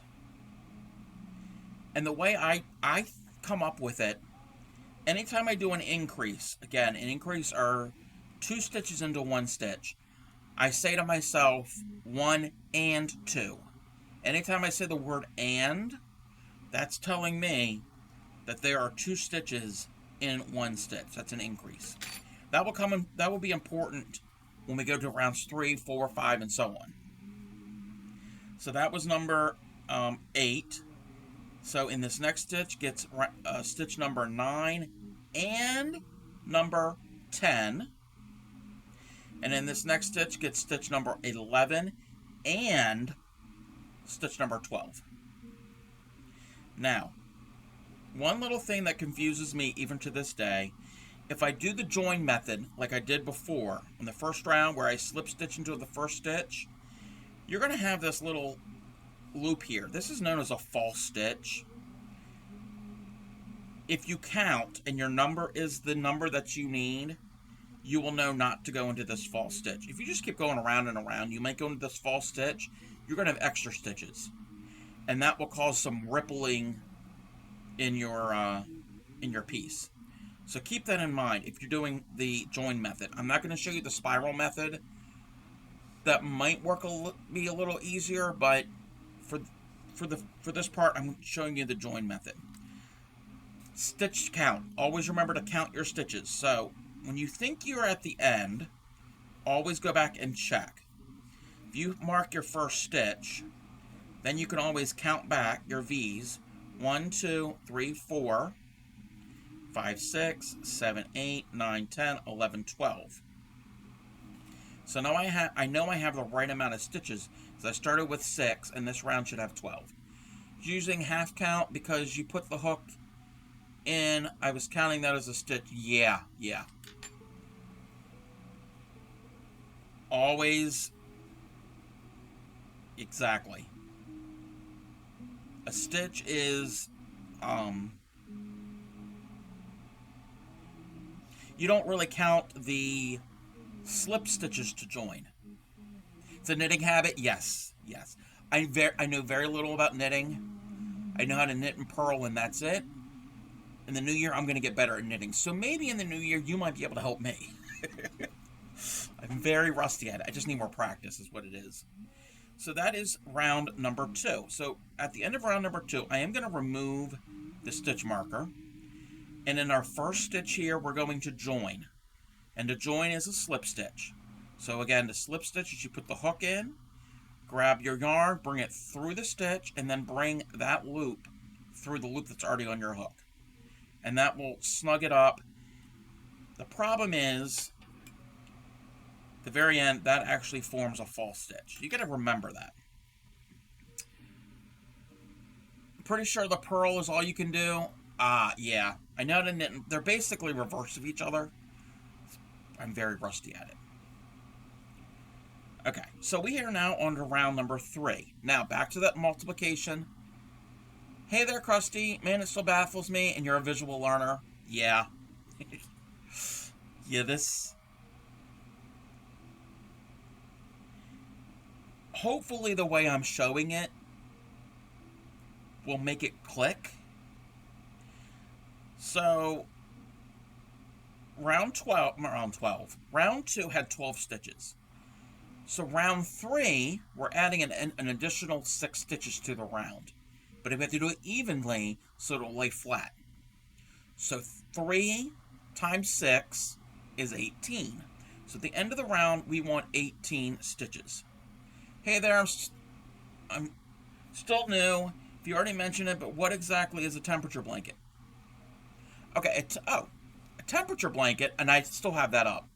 This is not a temperature blanket, but I can explain what a temperature blanket is. A temperature blanket or a temperature anything, a scarf, people even do temperature snakes. The temperature of your location will determine what color yarn you use. So whatever stitch you use, you come up with that on your own. And you make a chart. There's some math involved. You figure out your high and your low of the area you are for the year. And then you take that and you break it down however many colors you want to use.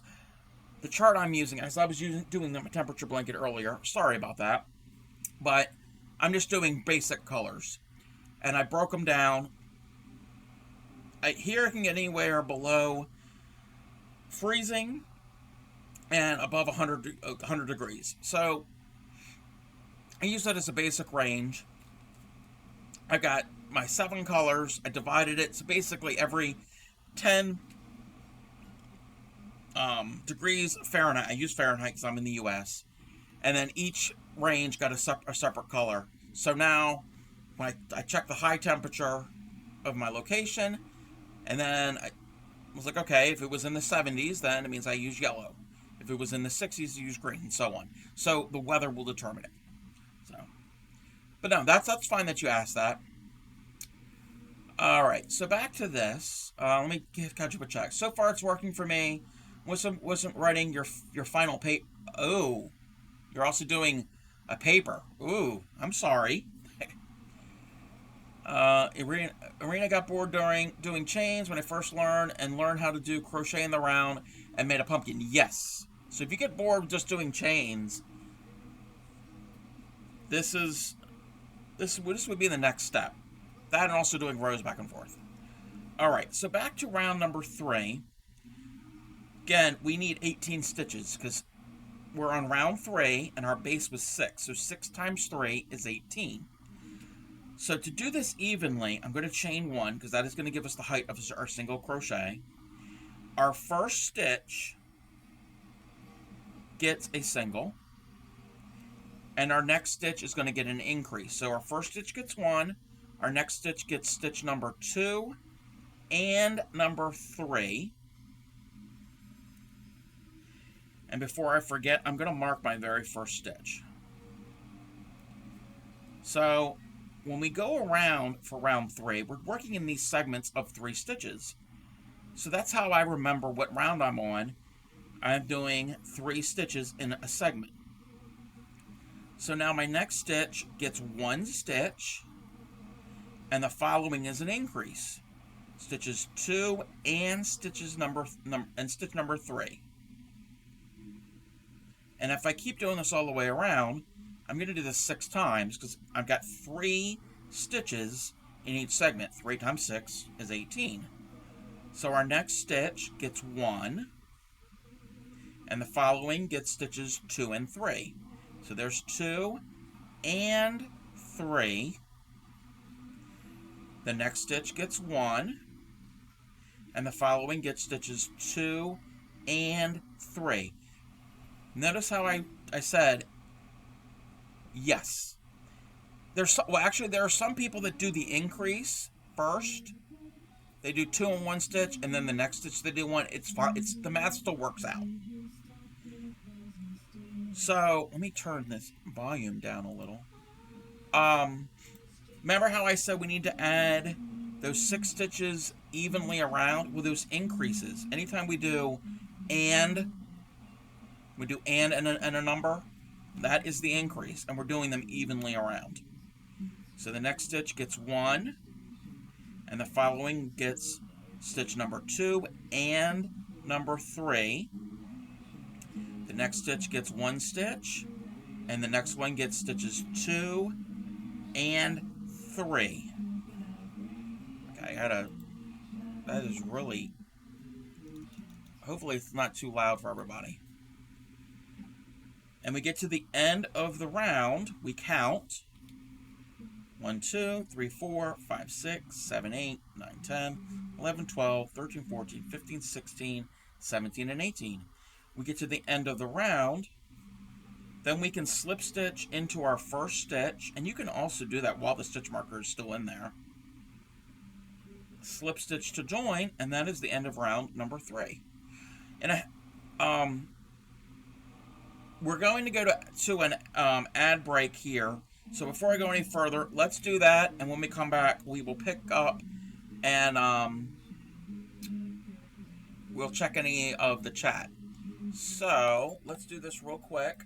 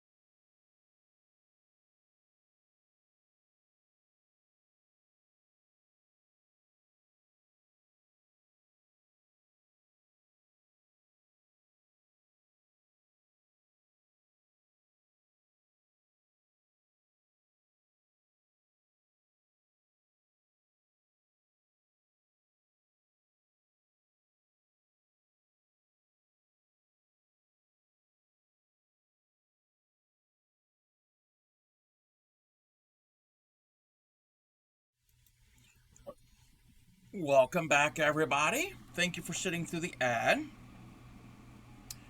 Bray Crochet says, do the increase at the end of odd rows and the increase at the beginning of even rows. It makes for a more circular item. That can work too, as long as your stitch count, the number of stitches for each round, is the math works out. As long as that works out. So there are variations of it. as long as your numbers work out. It's all about numbers. All right, so where we left off is I joined for round 3. And see, it's kind of it's a circle. It's not wavy yet, but I'm gonna go a couple more rounds, just so you can see the idea of it. So now round 4. Now let's do some math again. Our base number was 6, and again, your base number could be whatever number. Usually, 6 works good for single crochets. Patterns might change, might be different, but whatever your base is, you multiply it by the round that you're on. So 6 times 4 is 24. So I know at the end of round 4, I should have 24 stitches. So I'm going to chain up 1, because again, we're still doing single crochets. And this is the way I do it. I do my increases at the end of my little segments. If you want to do like braid crochet, is do the increase at the beginning of odd rows and the beginning of even, that's fine too. So, round number 4, we're going to do 4 stitches in a segment. So, our first stitch is a single. So that's number 1. The next stitch gets stitch number 2. And our next stitch gets stitches number 3 and number 4. Again, anytime I say the word "and" is an increase, I'm going to mark my very first stitch of that round. So I have 4 stitches there. I have 4 stitches because I'm on round 4. So now the next stitch gets 1. The next stitch gets 1. Well, that should be stitch number 2 of that segment. And then the next stitch will get stitches number 3 and number 4. And that is making our increases, which is 2 stitches in a stitch, evenly around. So this gets 1, stitch number 1. This next one is stitch number 2. And this next stitch will get stitch number 3 and stitch number 4. This gets stitch number 1, this gets stitch number 2, and this gets stitches 3 and 4. This gets number 1, this gets number 2, this one gets stitches 3 and number 4. This gets number 1, this gets number 2, and this next one gets stitch number 3 and 4. That is round 4. And that's basically what you do. Your numbers are going to get, how do you remember all of that? Because what round I'm on will determine how many stitches in a segment. So look at it this way. So round number 1, we had 6 stitches to begin with. So think of it as those 6 beginning stitches in the center there. Each stitch is a segment. So we did 1 stitch, that's segment 1. Then the next, they just happen to be 6 stitches in a row. And you're growing out from that stitch.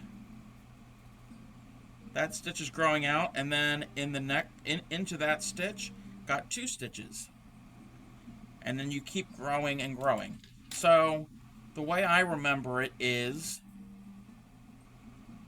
whatever round number I'm on is how many stitches I do per segment. So this was round number 4. So each little segment had 4 stitches. So I had 1, then 2, and then the next stitch gets 3 and 4. I have to put 4 stitches in that segment, but I know I have to have an increase somewhere in that segment. Either an increase at the beginning or at the end, however works for you. I happen to do increases at the end, and that has how I get those 4 stitches. Now, on the next round, I'm going to do round number 5, so I'll get 1 stitch here, so that's 1, this one gets 2, that one gets 3, this one gets 4, and this one also gets 5, because I happen to do my increases at the end. If you do your increases at the beginning, you'll do 1 and 2, 3, 4, 5, and then 1 and 2, 3, 4, 5. I'm on round 5, so I know I have to do 5 stitches in a group. When I count them, they're in segments. So it's whatever number you're on is the whatever row number you're on is the how many are in each segment for that round.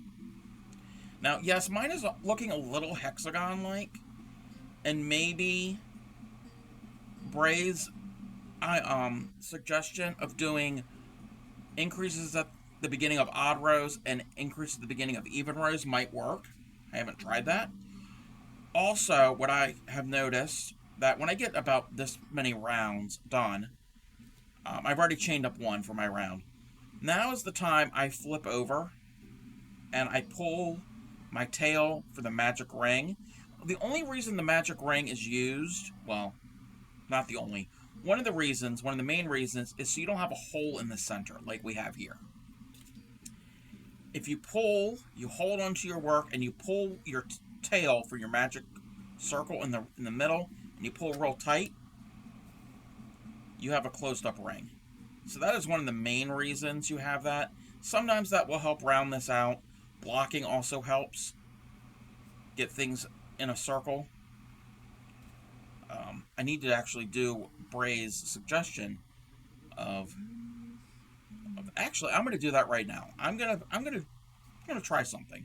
So this is round 5, and she or they increase at the end of odd rows and beginning of evens. So this is an odd. So I'm gonna do the way I normally do it, and then round 6 I'll do the increase at the beginning. So I've already chained up one. Remember, I'm on round 5. So this gets stitch number 1. The next one gets stitch number 2. This next one gets stitch number 3. And this next stitch gets stitch number 4 and 5 because I'm on round 5. Again, our increases are going to be evenly spaced all the way around. So now this one gets 1. That one gets 2.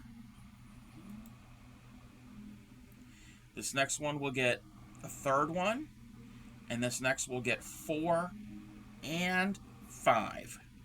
Again, we're doing 5 in a grouping because we're on round 5. This one gets 1. This one gets 2. This one gets 3. And this next gets 4 and 5. So 1, 2, 3. And then this is 4 and 5. 1, 2, 3, 4, and 5 in the same stitch. Again, that and something I tell myself, say it out loud or say it in my head, knowing that that is an increase. And that's all an increase is. It's just 2 stitches in the same stitch. So there's 2, 3, and 4, and 5. And I didn't even put a stitch marker in, but I'm back here to the beginning. And now I can slip stitch to the beginning. So that was round number 5. Yes, mine is looking a little hexagon-like. I don't normally do single crochets in a round. Sometimes with double crochets or half doubles, it gets a little more rounded. But maybe Bray's suggestion here of doing the increases at the beginning of even rows and at the end of odd. So now this is an even row. We're on round 6. Changing the increases do help with a more circle shape. Thank you. See, I'm even learning too. So this is round 6. So we're going to do an increase at the beginning of the round. The only difference is where the increases lay. So this first stitch gets stitches number 1 and 2. And remember, we're on round 6. So our segments are going to be 6 stitches. So there's 1 and 2, then 3, 4, 5, 6. I didn't say and 6. I said 6. So I'm going to mark my very first stitch. And now the next stitch will be an increase. So this is stitch number 1 and 2. And then we do 3, 4, 5, 6. This next one gets stitches 1 and 2. and then 3, 4, 5, 6. Again, no and 6, it's just 6. Because if I keep saying and, it's going to screw me up, and I'm going to have increases everywhere, and I'm going to have a really wavy, rippled shape. Next stitch gets 1 and 2, 3, then 4, then 5, then 6. The next stitch gets 1 and 2. Thank you for the follow, Tiny Irish Viking. How are you? So that stitch gets stitches 1 and 2, then 3, then 4, then 5, then 6. Now we have stitches 1 and 2, and that's 1 stitch. And then we have 3, 4, 5, 6. Remember, there's a false stitch there because that's our slip stitch. And I could already started to see, just doing that, it's starting to round up more. So maybe they are right. Doing well. Nice to meet you, new friends. Well, welcome into my channel. I am the Crafty Cub, mostly crochet here on the stream. In the new year, we will be doing other fiber arts, including cross stitch, embroidery. I'm going to get better at knitting. I'm going to practice my tatting. I have been practicing for a little bit. I'm just learning. Very new to tatting. We're going to do some fiber prep, like spinning yarn, all that good stuff. So welcome in. Okay, so at the end of the row, we are going to slip stitch to join, and that is the end of round 7. Also, Tiny Irish, I am all about education, and I am teaching how to get crocheted circles to be flat. So now we're going to do round number 7. Remember, we have to chain 1 to get our height. That's the only time we're really going to chain. And our segments, we're going to have 7 stitches per segment. And we're going to follow the advice of the odd rows increasing at the end of the segment and the even rows at the beginning. So now we're on round 7. So we're going to, the first stitch will get 1, then 2, then 3, then 4, then 5, and then in this stitch gets 6 and 7. I am going to mark my very first stitch, just to be consistent. So now this is 1, then 2, and when I say then, I'm going to the next stitch. So that was 2, then 3, then 4, then 5, and then 6 and 7. I stress the and, that's when we do the increase. 1, then 2, then 3, then 4, then 5, then 6, and 7. Excuse the knot in my yarn. This is some scrap yarn. It's not the best yarn. So we have 1, then 2, then 3, then 4, then 5, then 6, and 7. 1, then 2, then 3, then 4, then 5, then we do 6 and 7. We have 1, then 2, then 3, then 4, then 5, and this last stitch we do 6 and 7. Looked it up because I wasn't sure if it had a name.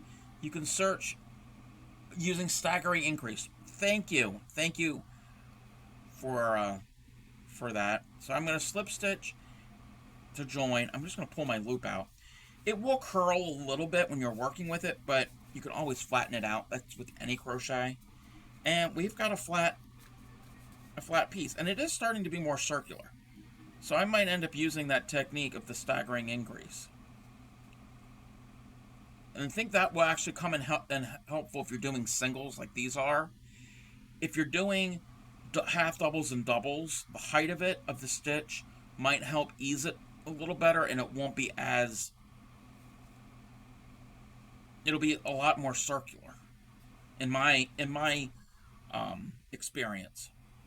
So hopefully that it answered your question, Enchanted Creations. It's all about numbers. If you can do your basic multiplication, I know math is, we don't like math, but crochet, there's math, and whatever your base number is, multiply it by what round you're on, and that will tell you how many stitches will be in the round. And also that round number you're on will tell you how many stitches for each segment to do. But again, with each little segment of stitches, you're going to have an increase either at the beginning or at the end. Stitch count is very important to do rounds, because if not, you will not have anything that's flat.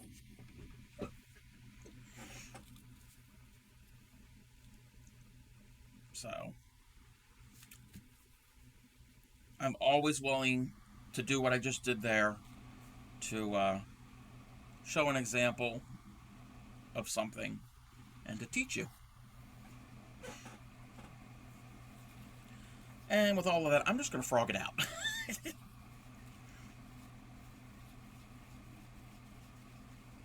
Because I reuse my yarn, especially my little scrap balls. Reuse them. This ball was actually used in tonight's Gnome square.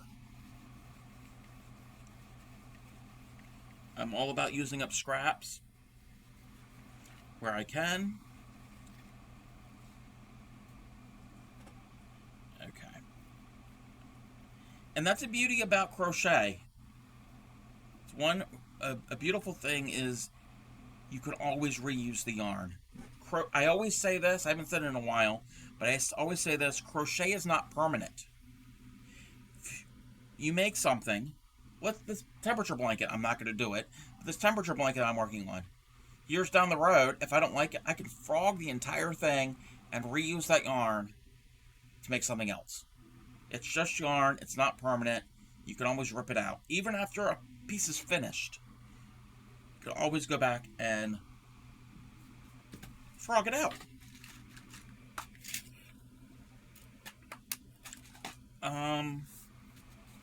There's no other questions right now.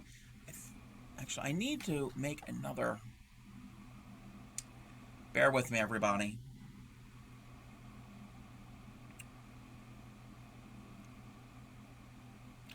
Okay, that's what we're going to do. I'm just going to do this on the fly.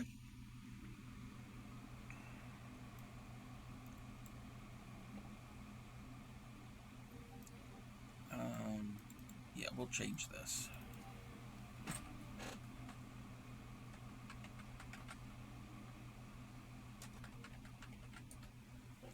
Oh, that's not what I want. Alright, I'm going to practice my tatting. This is a totally different craft. I am not one to teach you this.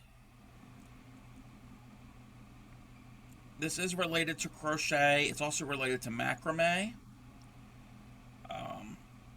I got to get this.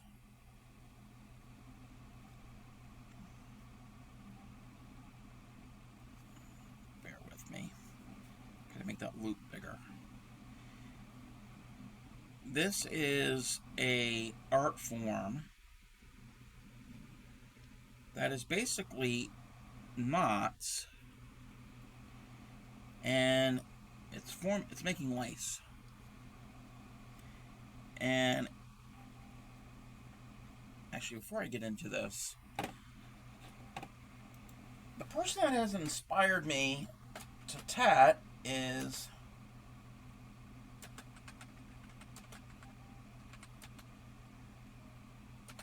the Traveling Tatter, another member of the Moco Locos. And let's see.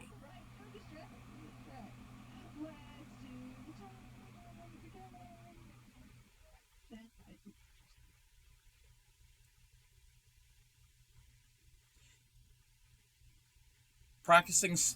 Oh, practicing.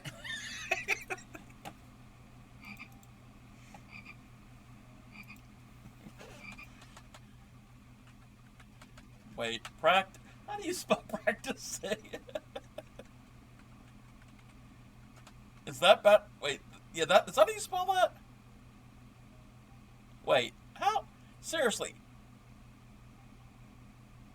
Oh, wait, you spelled it correctly. Okay. Sorry. Whoops. Yeah, I had to frog my lettering. I'm the crafty cob. I'm not the spelling cob. Thank you for that. Anyway, so the traveling tatter, she tats. It is a art form that makes lace. Practicing tatting is more catchy. Yes. Um, it's basically a series of knots that will form this. I am not one to teach this. Oh, I gotta count my stitches, and I need my magnifying glass for this. 2, 3, 4, 5, 6, 7, 8, 9. Yes, okay. We're ready for a pico. I want to get better at this because there are some really pretty things I would like to make. So I need the practice, and I'm learning. So there's that. And yeah, that. Oh wait, nope, nope, nope. I didn't. I gotta pick that stitch out. I don't have to pick it all the way out. I just gotta make it. Ah. Again, while I'm doing this, if anybody has any crochet questions or whatever, you can still ask. Just because I'm doing this does not mean that we don't have to do any crochet. Oh, I didn't get the flip. Oh, you're welcome. Okay, I gotta redo this one. It didn't do the flip the right way. Ah.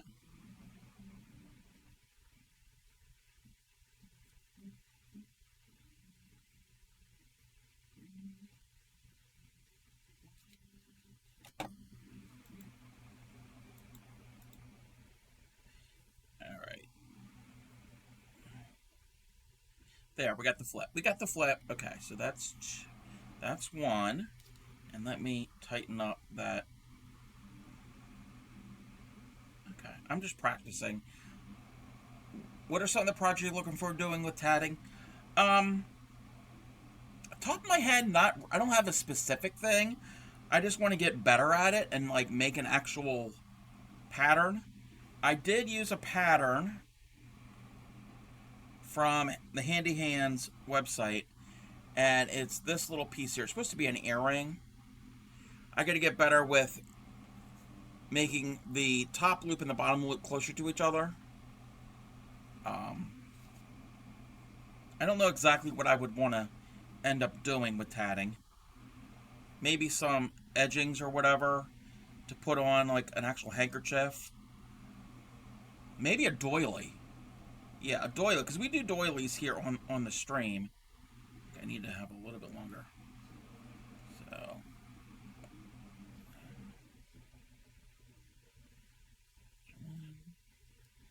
Just learning how to hold the shuttle the right way. So that's 2. I'm just coming up with my own pattern here. I'm just doing a little practice. And that's 3. Oh, I need to make my loop bigger. Okay, that I have to redo this.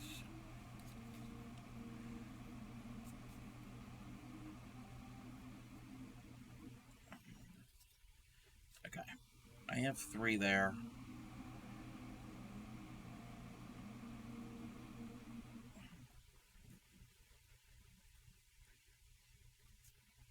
I really need to practice a thing with tatting called the chain. I'm just making a big ring right now. So that was 3.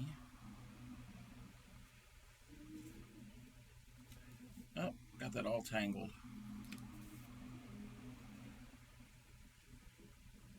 Is that 3? I can't even see. I think I did 3.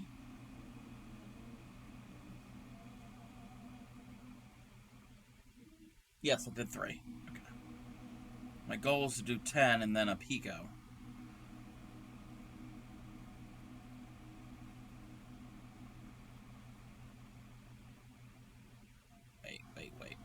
Wait. I wasn't doing that right.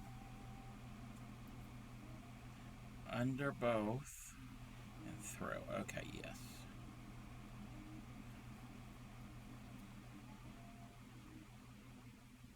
That's 4.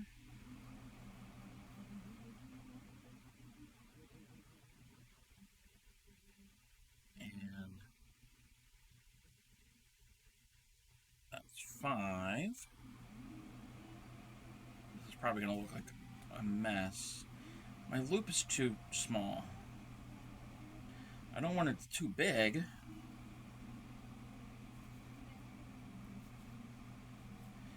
There. That loop might be too big. Now my whole thing is twisting, but I can fix that at the end.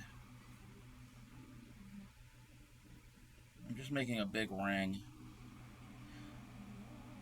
But yeah, if you want I'm not going to say an expert because she doesn't like to be called an expert. But if you want somebody who's knowledgeable with tatting, check out the Traveling Tatter. I didn't even read the little write-up that it did for her. In the land of loops and knots, the Traveling Tatter plots. With shuttle in hand, they stand, crafting wonders oh so grand. From suncatchers to lace, each piece finds its place. No patterns too vintage, no technique too strange. For learners they arrange. Join their quest, be their guest. In tatting tales you'll invest. No ink here, just threads cheer. Watch them go without fear. Yeah, I would highly recommend tuning into her channel. She is great over there. So that was 5.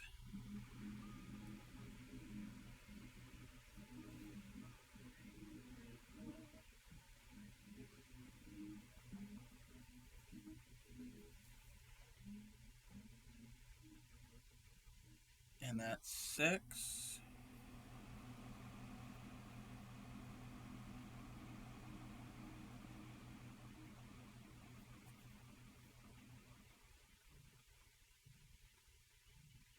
And that's 7.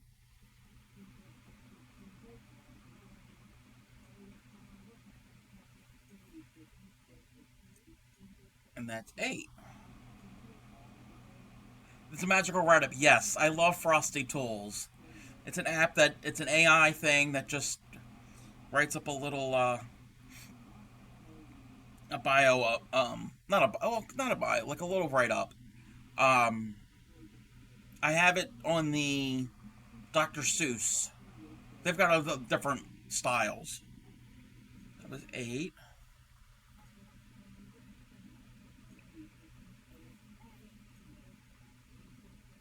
And that's 9.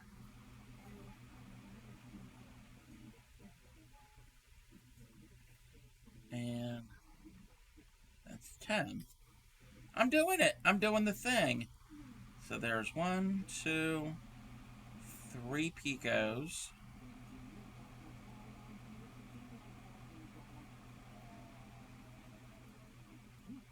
Okay. You know what? We're going to go and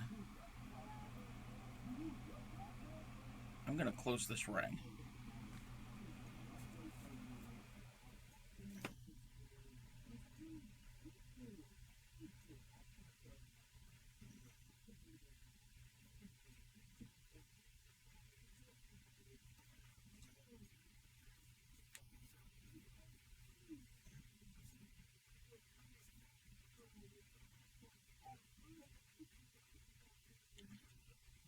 Look what I made.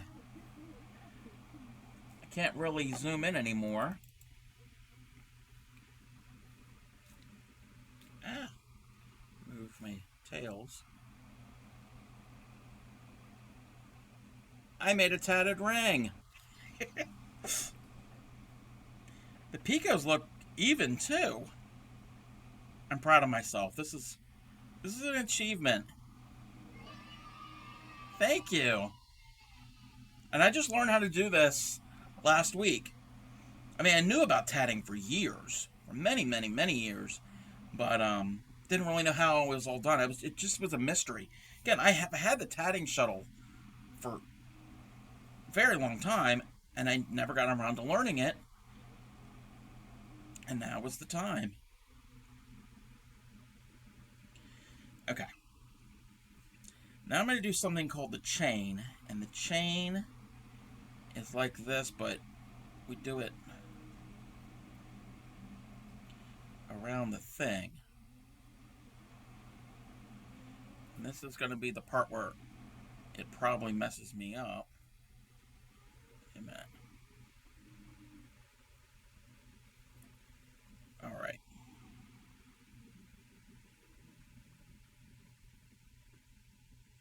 Wait a minute. How? Hey there, Tatter. Where's the gnome? Alright. I was just speaking of you. And so that is my sample gnome that I had. And I showed this in your Discord. But what we did tonight is I did a little variation. It's a little bit bigger. The pattern calls for a row of single crochet around the outside, but I did a row of double. But I did everything else the same. So that was our cute little, yeah, really, really, really cute. So that was our gnome. And then you had already seen the one I did last night. That was the one with the fuzzy, loopy beard. So this one's a little bit simpler. And then tomorrow night, if anybody is around, we're going to be making this ornament. Another gnome. This is Gnome Week. And this is all using scrap yarn, little bits of each color. And they're basically appliques. You make each piece separate, and then you layer them together. And you can make a little loop for the hook. And somebody, I don't remember who it was last night when I showed this, said this would be a really cute idea for a wine bottle ornament. If you make the loop a little bit bigger, go over a wine bottle, that would be adorable as a little extra little something if you're giving a gift of a bottle of wine. So it's just a few little scraps of yarn, and I like his little pants. It's got his little chunky legs. And they're pretty much, all of these are pretty much like heart shapes. It's just how you place them. So that's for tomorrow. So, Tatter, I'm going to show you my progress. And this is not from a pattern. This is just something I was just practicing. I just made a ring. And I think I did 10 double stitches and then a picot. And then kept going around. So I think I had like a total of 40. And I just finished the ring just now. And I don't know how well you can see it. So, and my picots look kind of even. So, I'm doing good. Now I'm going to I'm practicing. This is the first time doing it. You had asked me earlier. Yes, I'm using, I think this is a size 10. Actually, I think this is a 10. I could be wrong. This is something I've had for years. I don't know where this came from. I don't know. This might be a 20. There's no label to it. Okay. So, this is where I might need your little advice. Yeah, I like it too. And it is a variegated. Okay, I'm going to try to do the chain. So I'm pinching, and then I'm going to wrap it around my pinky. But when I do the under over, no.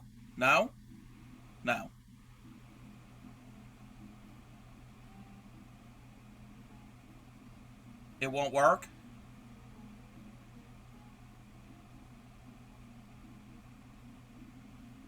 Yeah, this has to be longer, and I have to do the chain on this. Ah, okay. That makes sense. Okay, so that would either be from the ball or another shuttle, right? Okay. Oh, well. Well, I thought I was, okay, that actually makes sense because I've already cut this. But that's kind of what I did with this, even though there was no chain in this pattern, for some reason I started like that. I don't know why I started that way. Because this is just 2 rings. Okay. Well,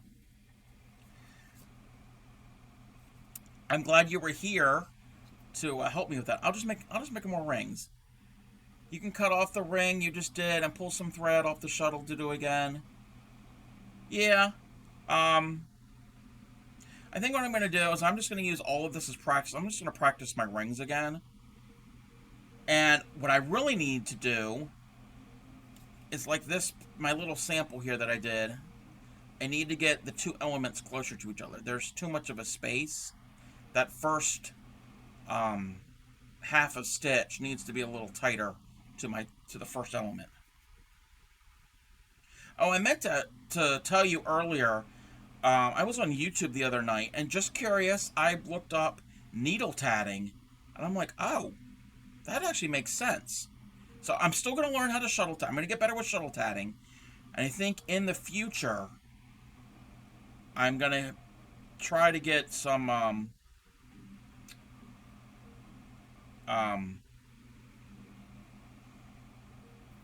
needles for needle tatting. Because that looks like something I can easily wrap my head around. The way they were doing it. Okay. So. Wait. I gotta hold it the right way. Under. Over. Okay, do the flip. I did the flip. And that needs to be tight. That's where I need to do it. Hopefully that was tight enough. And then do the flip.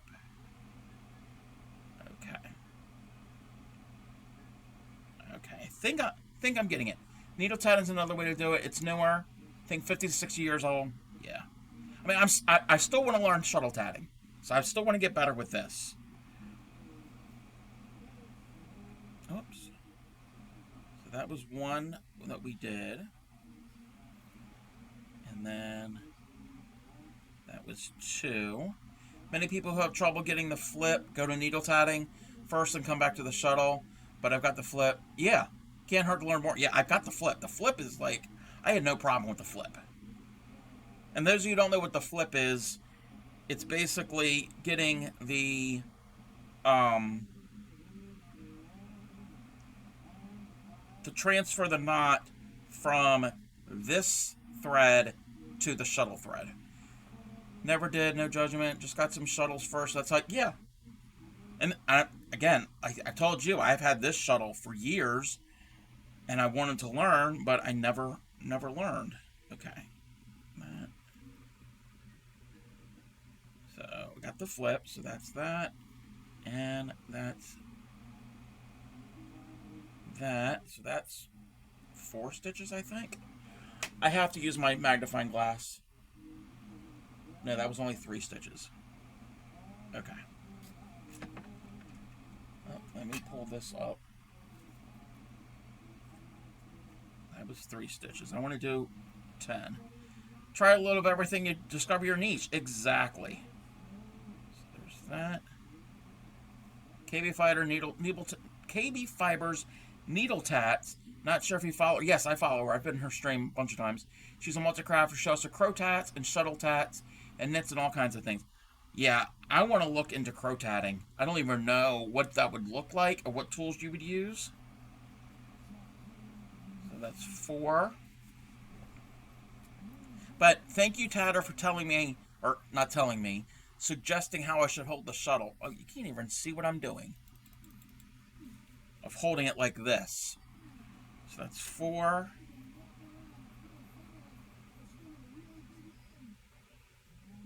And there, we got the flip. That's 5. She made a blanket crow tat. Oh, wow. Yes, it definitely helped. I'm still having the difficulty, and I'm learning, I'm getting there, of doing the first stitch, the under, which I can do it, but this thread here, coming from the shuttle, gets in my way. But if I do like this, that helps a lot. And I know that you have done this, and you have mentioned to do that whole thing to get that out of the way. Okay, got the flip, and then get the flip. So that's 6. I think that's 6. That's what you do? Yeah. 6. Oh, oh, I didn't get the flip. So let's open that up.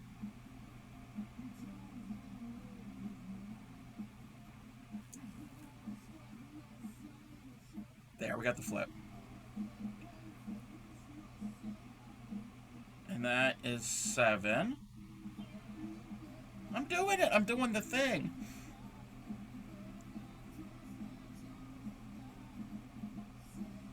Oh, okay, yeah, we got the flip. And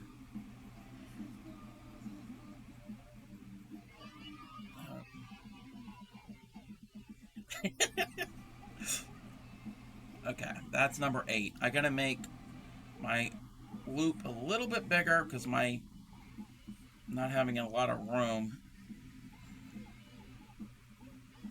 Wait a minute, maybe I didn't do the flip because it's not, stitches aren't going through all the way. Hold on. No, I didn't do it the right way. I gotta pick that stitch out. Even though you told me not to, I want to get the practice of, hey there, Lilac Stars, how are you? How have you been? Even though you told me not to when I'm practicing, but I want to get the I want to learn the practice. Oh, my thread is splitting.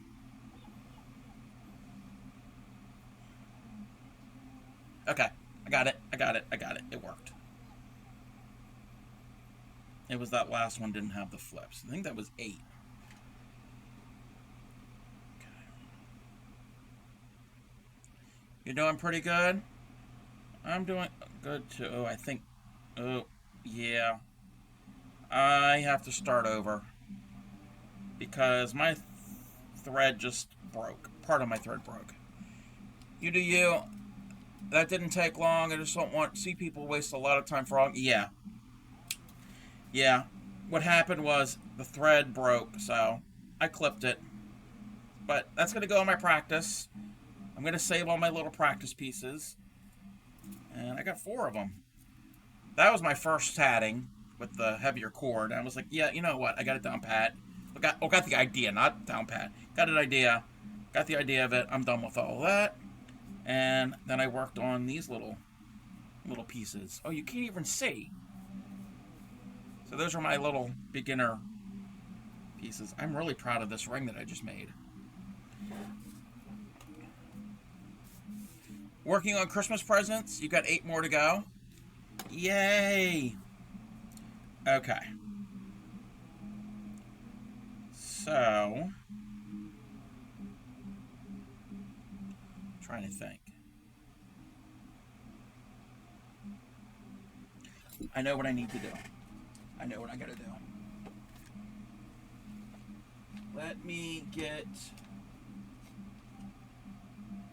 Actually, this will work. I've got some Christmas colored thread. I got so much of this this cotton thread. And I got this other shuttle. Yes, I have another shuttle tatter. This is a an airlet. So I'm getting the things. I'm doing all the things. Okay, this is a mess. Oh no. Okay, we might have an issue here.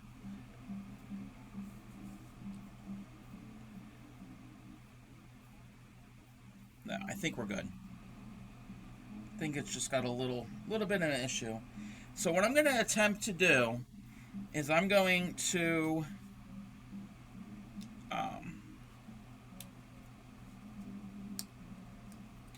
wind this shuttle to keep the ball attached so I can do the chain. Okay. What's the hole for? Is that to thread the thing through? I'm not going to do that, I don't think. Oh, this isn't... Got it. Got it. Because my metal one doesn't do that. Metal one does not do that. Okay.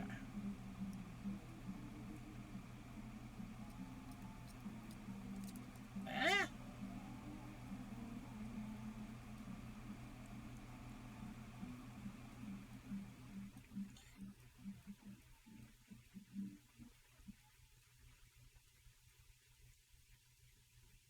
And this, I noticed this came with 2 bobbins. So that's kind of cool.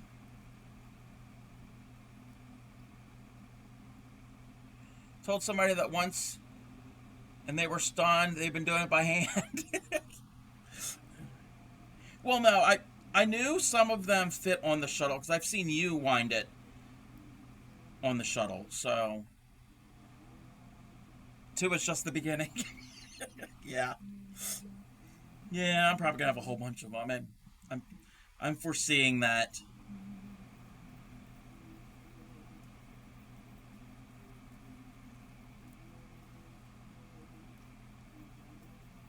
Okay, why are they?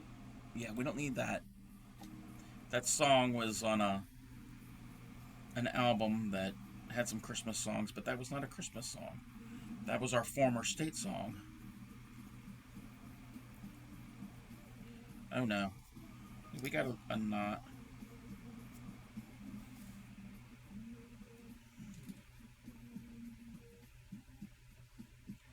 This is a knot in my ball yarn, but I think got it. Got it. We're good. Okay, I think we're full.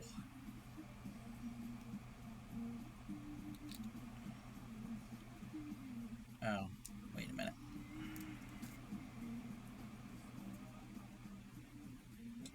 That little tail needs to go away because it's just going to get in my way.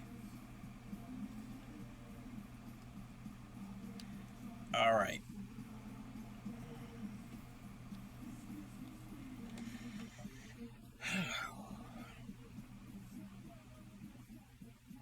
I got to remember how to hold it now. Wait.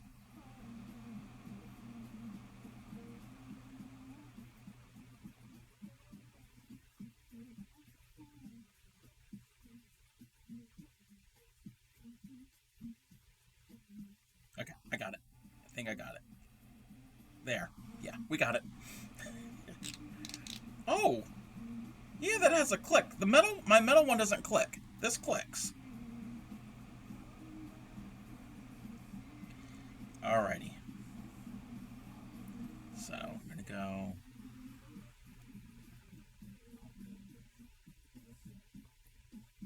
Oh, this is a different.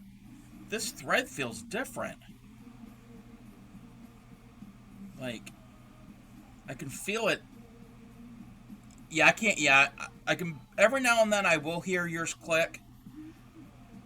Okay, this thread. It's probably because it's newer, and it might be. It's probably about the same thickness. It just. It just has a different feel, which is. It's fine. Okay. Yeah.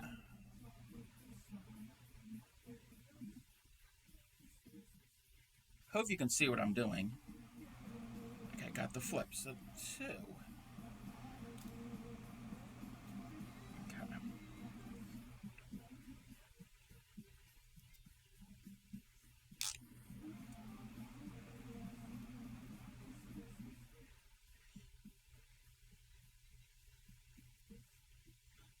I'm gonna do a ring. So that was 3. Yeah, I can see that. It's 3. We're gonna do a ring, and then we will do. I will attempt to do a chain.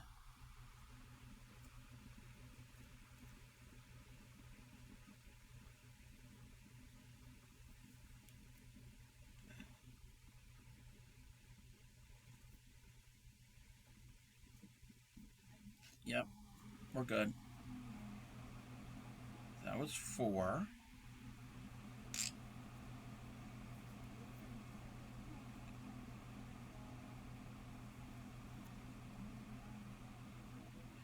That's 5.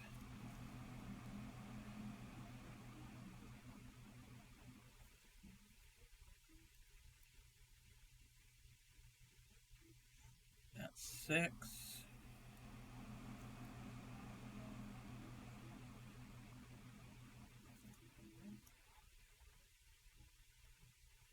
And that's 7. I'm going to do one more, and then I will make a close the ring, and then we'll do the chain.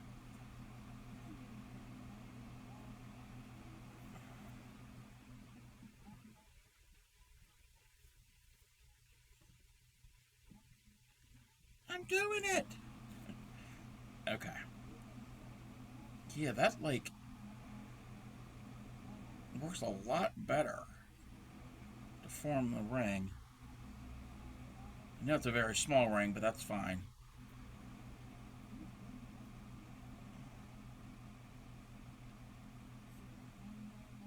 You're excited? I'm excited too. So I made a tiny little ring. Okay, now, so not the shuttle yarn, the ball yarn. And I have to flip the ring over, right? Is that correct? Yes, that's correct, I think. Yes, reverse work, yes. Okay. I gotta tighten up this up. There's too much slack.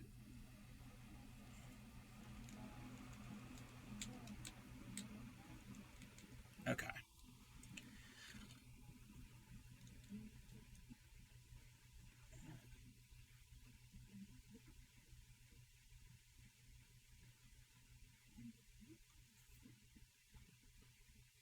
Okay.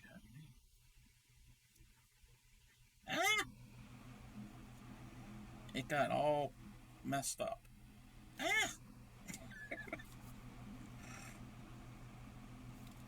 Yes, it helps to make those sounds. Okay, so that was the hat. We got half of it.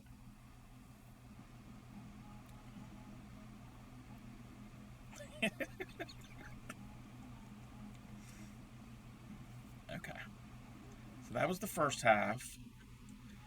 And then we go like that. I'm also getting used to this shuttle because this shuttle is a little bit shaped a little different than the one I was using. Okay, so we have one, and I just threw that across the table.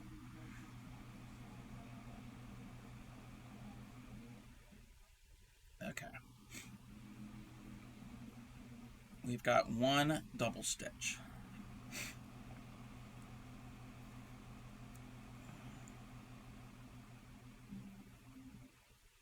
Okay, there. I gotta practice with that.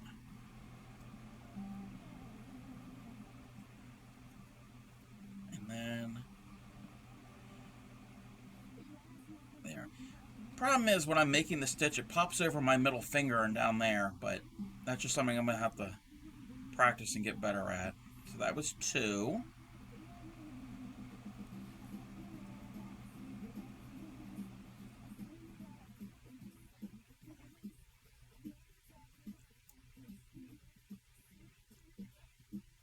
Three.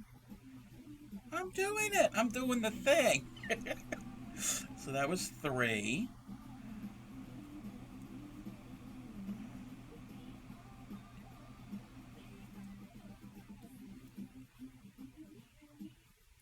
And that's 4. I don't know how well you can see. I know it's all white, but there, I'm doing it.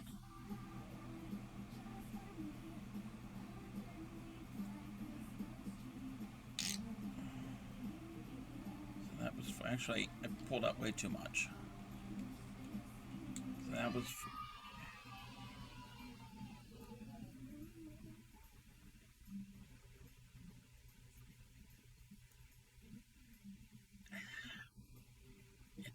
Okay, I saved it. I saved it. I saved it so I didn't have to unravel. So that was 5. Yeah. It's like when you do it. Hey. That's 5.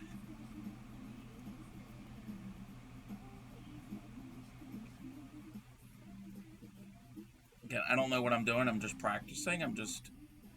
So that's 6. And I just throw it. It's got a little thing. Okay. Oh, and you know, they're right. The video said that when you do make a chain and you tighten it up, it is going to curve. And it's starting to curve. Well, what do you know? Hey.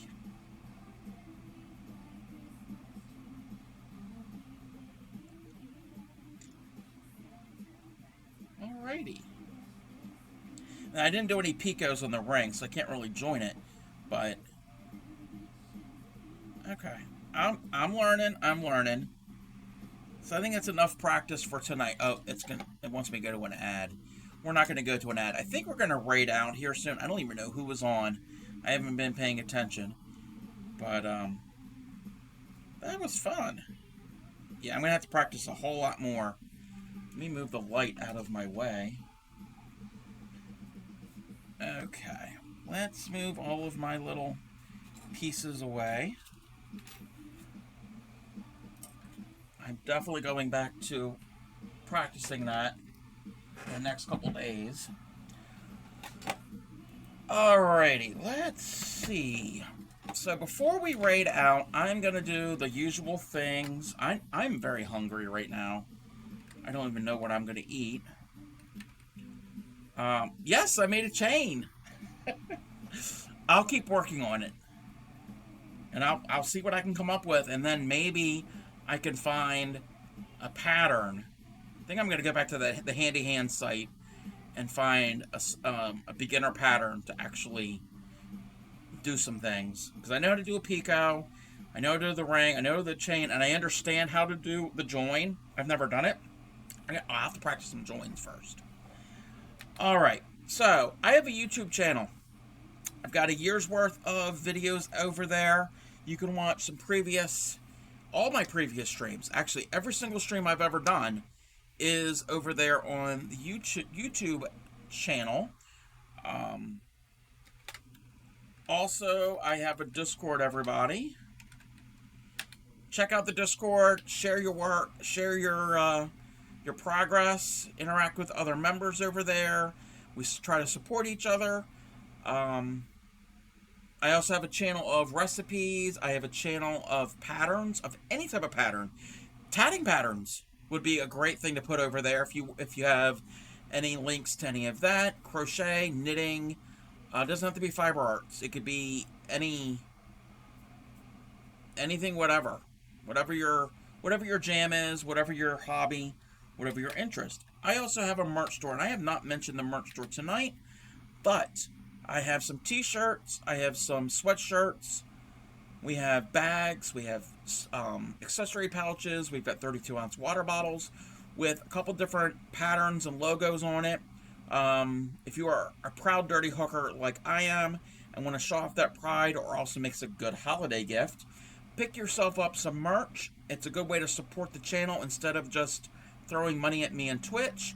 If you purchase anything from the store, you also get something in return for your support. Now until the 30th, you've got a couple more weeks. If you use promo code HOLIDAY at checkout, you can save 30% off. I need to work on more designs. Wasn't able to get a Granny Karen design. Maybe in the new year we will have some Granny Karen merch. And hopefully she will be back sometime soon. Possibly this Thursday. That is the plan. She did want us to do the crocheted angel tree toppers. She wanted everyone's opinion on that, and we voted, and everyone voted for, well, the winner, not everyone, but the winner was angel number 1. Let me pull that up real quick before we go and raid out and do the things. And the things, I will show you who our winner is. This here is the winner of the poll. So on Thursday, this angel will be made. Off stream, it will be pieced together and blocked, because there's a lot of steps involved with this. It's not just make it. There's like 4 or 5 different pieces that have to be put together. So that is the winner of the poll. Yes, I'm looking forward to it also. And again, after stream, after that is made, after the little tree that we did last week, or started last week, is done, the fan. Next week we're going to do the bell.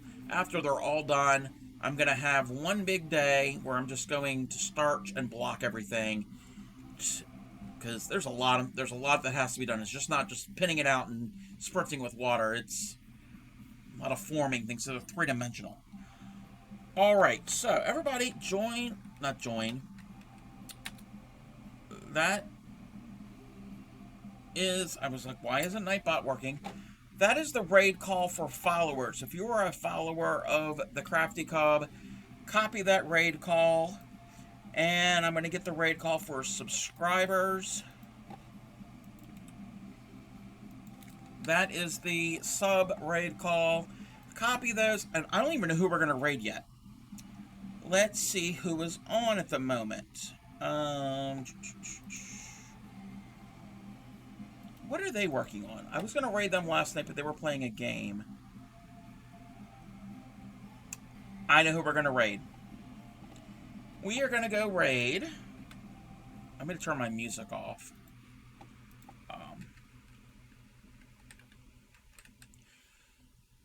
We're going to go raid Andrew. He is working on crochet, and I don't know exactly what he's doing. I think it's an ornament. I think he's making ornaments. Yes, he said he's making a bunch of ornaments for co-workers. I think he's taking, like, plastic, shiny ornament balls and then making this crochet thing around them. So, he mainly crochets on his channel. I don't know if he's done anything else. I know he plays video games. So, everybody, stick around for the raid. I will be on tomorrow night for the little gnome ornament that we're going to do. So, stick around for the raid. Show Andrew some love. Copy those raid calls. And I will see you all again tomorrow evening. And as I always say, happy crafting.